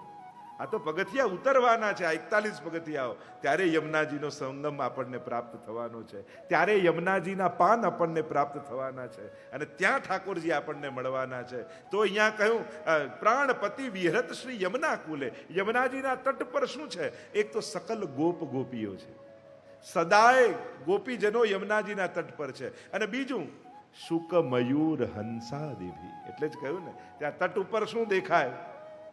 તો કે શુક, મયુર અને હંસ. આ ત્રણ પ્રકારના ભગવદીઓની ચર્ચા છે, ત્રણેય પ્રકારના સેવકોની ચર્ચા છે. શુક એટલે વાચિક સેવા, શુક બોલીને મધુર મધુર બોલે તે વાચિક સેવા. મયુર એટલે કાયિક સેવા, મોર પીછાઓ ફેલાવી અને શરીરને હલાવીને નૃત્ય કરે, અને એટલા માટે કાયિક સેવાનું પ્રતીક છે. અને શુક મયુર હંસ, હંસ એટલે માનસિક સેવા, માનસિક સેવા. કારણ કે હંસ જ્યારે એક પગ પર ઊભો રહી અને શાંત ચિત્તે ઊભો હોય ત્યારે એમ લાગે જાણે સમાધિમાં કોઈ ઋષિ ઊભો છે. તો આ ત્રણેય પ્રકારની સેવા કરનારા વ્રજભક્તો છે, એને સંકેત રૂપે કહ્યું શુક મયુર હંસાદિભી. આ ત્રણેય પ્રકારના ભગવદીઓથી ગોપી સખીઓની જેમ સેવાયેલા, એમ આપણે યમનાષ્ટકમાં કહીએ છીએ. અને કહ્યું લુબ્ધ મકરંદ કે ભ્રમર જ્યો બસ ભય દેખ રવિ ઉદય માનો કમલ ફૂલે. અને જેમ કમળ તાજું ખીલ્યું હોય અને ભ્રમરો જેમ લુપ્ત બની જાય, મોહિત થઈ જાય, અને ફરતા ફરતા ફરતા ફરતા ગોપાલલાલજી જે ગઈકાલે મેં વાત કરી ને, જય ગોપાલ નામનો એક અંતર્ગત પુષ્ટિ માર્ગનો એક પથ છે. ગોપાલલાલજીના વચનામૃત બહુ સુંદર છે, અને એમણે એમના વચનામૃતોમાં બહુ સુંદર આજ્ઞા કરી કે એક કમળ જોડે 2 જણાનો સંગમ થતો. એક દેડકો આવે તો એ કમળના મૂળ કાદવમાં રહીને ખાતો હોય, અને ભમરો આવે તો એ ઉડતો ઉડતો ભ્રમરમાં બેસી એના રસ લઈને જાય.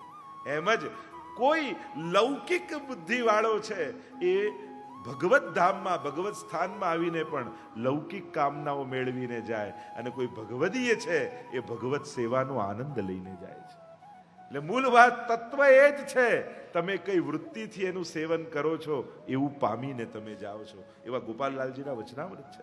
અહીંયા એ જ કહ્યું લુબ્ધ મકરંદ કે ભ્રમર જો બસ ભય. અને ભ્રમર બસ થઈ જાય છે, એમ ભક્તોનું મન યમુનાજીમાં વશ થઈ જાય છે. કારણ કે જેમ ભ્રમર માટે કહેવાય કે એટલો બધો મોહ એને કમળ માટે થઈ જાય, અને જ્યારે કમળમાંથી રસ લેતો હોય ત્યારે એટલો બધો મોહિત થઈ જાય રસ લેવામાં કે સૂર્યાસ્ત થઈ રહ્યો છે એને ખબર ન પડે. કારણ કે સૂરજ ઢળે ને તો કમળ બીડાઈ જાય, અને જો કમળ બીડાઈ જાય તો મોટા મોટા વાંસને કાણું પાડી દેનારો ભ્રમર, એનેમાં છેદ પાડી દેનારો ભમરો કમળની કોમળ પાંખુડીઓને મોહને કારણે કાપી શકતો નથી, અને એમાં જ બીડાઈને એ મરી જતો હોય છે. એ મોહ એનો મોહ છે એમાં, અને મોહને કારણે જાડા વાંસમાં છેદ પાડી નાખનારો ભમરો કમળની કોમળ પાંખુડીઓને ન કાપી શકે, એવો મુગ્ધ થઈ જાય છે. તો એ તો લૌકિક આસક્તિ છે, પણ અલૌકિક આસક્તિ વાળા જીવ પણ યમુનાજીના ચરણોમાં આ ભ્રમરની કમળની આસક્તિ એવી આસક્તિમાં બીડાય છે. અને દેખ રવિ ઉદય માનો કમલ ફૂલે, અને જેમ સૂરજને ઉગેલો જોઈને કમળો ખીલી જાય એમ ભક્તોના હૃદય કમળ ખીલી જાય છે. કરત ગુંજાર મુરલી લે સાંવરો ઓર સુનત બ્રજ બધું તન સમુજી ભૂલે. અને જ્યારે ઠાકોરજી આ વેણુજી જ્યારે યમુનાજીના તટ ઉપર ઊભા રહીને જ્યારે વેણુનાદ કરે છે અને વેણુનાદ કરે ત્યારે સુનત બ્રજ બધું, એ વ્રજવધુઓ બધું પોતાનું ભાન ભૂલી, સંસાર ભૂલી, સંસાર આસક્તિઓ ભૂલી કેવલ કૃષ્ણની વેણુના નાદ ઉપર દોડતી દોડતી ઘર છોડીને કૃષ્ણ તરફ જતી રહે છે. કૃષ્ણ વિરહિની ગોપીઓને ઘર હી મેં વન કીનો. એટલે જ આપણે ત્યાં કહ્યું કે આ ગોપીજનો કેવા છે કે એને સંન્યાસ લઈને વનમાં નથી ગયા, પણ ઘરમાં જ વનની જેમ જીવ્યા છે. પોતાનું ઘર જ કૃષ્ણ ભક્તિનું વન. ત્રણ પ્રકારના, એક હોય ઘનઘોર વન, એક હોય ઉપવન, અને ત્રીજું હોય વૃંદાવન. ઘણા સંસારીઓના જીવન ઘનઘોર વન જેવા હોય, એમાં જ ભટકી જાય. ઘણા જ્ઞાનીઓના જીવન એ ઉપવન જેવા હોય. બગીચો હોય ને એ સુસજ્જ વ્યવસ્થિત ચોખ્ખો હોય, એમના જીવન ઉપવન જેવા હોય. પણ ભગવદીઓના જીવન તો વૃંદાવન જેવા હોય છે, કે જ્યાં ગલીએ ગલીએ કૃષ્ણ રમતો હોય, એની લીલાઓ મળતી હોય, એના વેણુનાદ સંભળાતા હોય, એની જોડે રાસના આનંદ મળતા હોય, એવો આનંદ મળે છે. તો કહ્યું આ રીતે ગોપીજનો દોડ્યા. ચતુર્ભુજ દાસ શ્રી યમને પ્રેમ સિંધુ મેં લાલ ગિરિધરન તબ હરખી ઝૂલે. અને યમુનાજી જ્યારે વેણુનાદ રાસનું સૂચન કર્યું, સંકેત કર્યું, ચર્ચાઓ ઘણી છે કે આજે રાસનો સંકેત અહીંયા વેણુનાદનો કર્યો છે, તો એમાં યમુનાજીનો કઈ રીતે રોલ છે એની જે ચર્ચાઓ આપણે ત્યાં ઘણા બધા પ્રકારથી છે. તો શ્રી યમુનાજી આપણે ત્યાં કહ્યું ને કે જ્યારે ભગવાન પિતા રાત્રિ શરદોત ફુલ્લ મલ્લિકા વિક્ષરંતુમ મનશ્ચક્રે યોગ માયા. તો યોગ માયાનો એક અર્થ યમુનાજી પણ કર્યા છે. તો કે શ્રી યમુનાજીનો આશ્રય કરી અને ઠાકોરજીએ વેણુનાદ કર્યો છે. કારણ કે યમુનાજી એ મુકુંદ રતિવર્ધિની છે, પ્રેમ શક્તિ છે, પ્રેમને દાન કરનારી શક્તિ છે, સંયોગીની શક્તિ છે. અને સંસારમાં ભટકેલા જીવોને ભગવત સંયોગ કરાવવા માટેની કોઈ માયા, કોઈ શક્તિ હોય તે શ્રી યમુનાજી જ છે. અને એટલા માટે યમુનાજીનો આશ્રય કરી એટલે અહીંયા વેણુનાદનો રાસનો ઉલ્લેખ ગૂઢ રૂપે ચતુર્બુદ્ધદાસજીએ કર્યો છે. અને ચતુર્બુદ્ધદાસ શ્રી યમને પ્રેમ સિંધુ મેં લાલ ગિરધરન વર હરખી ઝૂલે. અને શ્રી ઠાકોરજી જ્યારે યમુનાજીમાં પધારે છે, અને યમુનાજી શું છે? પ્રેમ સિંધુ, પ્રેમનો સાગર. અને ઠાકોરજી એમના લહેરોમાં હિલોળા લઈ રહ્યા છે. કેવલ યમુનાજી ડોલોત્તમા, ડોલમાં ઝૂલી નથી રહ્યા, હિંડોળે ઝૂલી નથી રહ્યા, પણ યુગલ સ્વરૂપ. આપણે જ્યારે દર્શન મનોરથના કરીએ છીએ, કાચના હિંડોળાના દર્શન કર્યા, તો કેવલ ઠાકોરજી અને યમુનાજી બંને સાથે મળી ઝૂલે ઝૂલે ઝૂલે ઝૂલવાને શ્યામ આવજો રે, આવજો રે, સામે બગીચો મારો ફૂલનો. ઝૂલે ઝૂલવાને શ્યામ આવજો રે, આવજો રે, સામે બગીચો મારો ફૂલનો. બોલો જુગલ જોડી સરકાર કી જય. શ્રી યમુનાજીના પ્રેમના હિલોળે શ્રી ઠાકોરજી ઝૂલે છે. એમ કહીને ચતુર્બુદ્ધદાસ કહેવા લાગ્યા કે આજે તો ચુંદડી મનોરથ કરવાનો છે અને એનો આનંદ આપણે સાથે મળીને લેવાનો છે. એટલે આ 41 પદના કથાના આ પ્રસંગને વિરામ તરફ લઈ જાઉં. જેવી સૂચના અહીંયાથી આપવામાં આવે આપણે બધા જ ફોલો કરીશું. ખૂબ આનંદ કરવાનો છે સાથે મળી. બંને તરફ ચુંદડી મનોરથના દર્શન આપ લોકોને થશે, એટલે કોઈએ પોતાનું સ્થાન છોડવાનું નહીં રહે. ચુંદડી તમારા સુધી પધારશે, પણ એ પૂર્વ અમારા કાર્યકર્તાઓ તમારી પાસે આવશે અને યમુનાજીના આ સ્વરૂપને તમને યોગ્ય રીતે સાથે લઈ જઈ શકો એવી વ્યવસ્થા કરી આપશે. અને એટલા માટે પોતપોતાના સ્થાને બેઠા રહેજો. અહીંયા કૃષ્ણદાસભાઈ આપણને ખૂબ મધુર યમુનાજીના ધોળ પદ કીર્તનો અને આ ઝૂલવાને આવો ઠાકોરજી સાથે યમુનાજી ઝૂલી રહ્યા છે એ ભાવનો આનંદ બેઠા બેઠા તમારે લેવાનો છે. અહીંયાથી જેવી સૂચના તમને આપવામાં આવે એવી સૂચના પાલન કરવાની છે. આજે તમને યમુનાજી પધરાવી દેવામાં આવશે. યમુનાજી તમારે ઘરે પધરાઈ જવાના છે. કાલે આપણે પૂજનના પ્રકારમાં યમુનાષ્ટકનો સામૂહિક પાઠ કરવાના છે, એટલે સ્વરૂપ પધરાવવાનું કાલે નહીં રહે. આજે સુવ્યવસ્થિત રીતે આ ભગવત સ્વરૂપ યમુનાજીના સ્વરૂપને તમારી સાથે પધરાઈ જશો. ઘરે સેવાનો કોઈ ક્રમ આ સ્વરૂપનો રહેશે નહીં. દર્શનના સ્વરૂપ રૂપે, યમુનાજી સ્મરણના સ્વરૂપ રૂપે તમારા બધાના ઘરે બિરાજશે. તમે યોગ્ય સ્થાને યમુનાજીના સ્વરૂપને બિરાજમાન કરી રોજ વંદન દંડવત કરી શકશો. એમની સન્મુખ યમુનાષ્ટકનો પાઠ કરી શકશો. આ બધા ક્રમ આ સ્વરૂપની સાથે રહેશે. તો આજના આ પ્રસંગને વિરામ તરફ લઈ જાઉં. ચુંદડી મનોરથનો આનંદ લઈશું. બીજી વધાઈ આપ લોકોને આપી દઉં. જે પૃથ્વી પરિક્રમા મહોત્સવ ઓગસ્ટ મહિનાથી નેરોબીથી શરૂ થવાનું છે, વિશ્વના 50 દેશોમાં ઉજવાશે. એના એક પડાવ રૂપે ડિસેમ્બર મહિનામાં 21 ડિસેમ્બરથી 27 ડિસેમ્બર વ્રજ ભાગવત મહોત્સવનું આયોજન બ્રજમાં કરવામાં આવ્યું છે. વૃંદાવનમાં ભાગવત સપ્તાહ સવારે 9 થી 12 અને 1 વાગ્યાથી વ્રજયાત્રા, એટલે ભાગવત કથાનો આનંદ અને વ્રજયાત્રાનો આનંદ. અને એમાં આ બધા જ મનોરથો, એ ગોકુલમાં નંદ મહોત્સવ, ગિરિરાજજીની પરિક્રમા, 56 ભોગ, દુગ્ધાભિષેક, અને અનેક પ્રસંગોમાં યમુનાજીનો ઉત્સવ, ચુંદડી મનોરથ, મથુરા દર્શન, એવી સમગ્ર વ્રજયાત્રાનો આનંદ. તો એની પત્રિકા ટૂંક સમયમાં મીનાબેન બધાને શેર કરશે આ પ્રસંગ પૂરો થયા પછી. અને જેને જોડાવવું છે, જે ભાગવત સપ્તાહમાં 108 પોથીજી છે, પોથી રૂપે પણ તમે જોડાઈ શકો છો. સપ્તાહના મનોરથી રૂપે પણ તમે જોડાઈ શકો છો. અનેક મનોરથો બ્રજમાં થશે, એના પણ મનોરથી તરીકે તમે એની પત્રિકા તમને પ્રાપ્ત થશે, એટલે એની માહિતી મળશે. પણ એ જે કાંઈ પણ યોગદાન છે બધું જ, જે અમદાવાદ ખાતે વલ્લભાચાર્ય ઇન્ટરનેશનલ ગર્લ્સ સ્કૂલનું નિર્માણ આપણે કરવા જઈ રહ્યા છે, એ બધું જ એમાં વિનિયોગ એ બધી સેવાનો થશે. એવા પ્રકારનું આ એક મહાયજ્ઞ છે.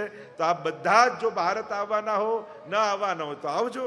અને ડિસેમ્બર મહિનામાં સાથે મળી અને આપણે બ્રજયાત્રા કરવાના છીએ. તો આજના પ્રસંગને વિરામ તરફ, કાલે છેલ્લો દિવસ, એટલે કાલે કોઈ ચૂકતા નહીં, સાથે મળીને આનંદ કરવાનો છે. આજની કથાને વિરામ આપતા બોલો ગોવર્ધનનાથ કી જય, વલ્લભાધીશ કી કી જય, શ્યામ સુંદર શ્રી યમને મહારાણી કી જય.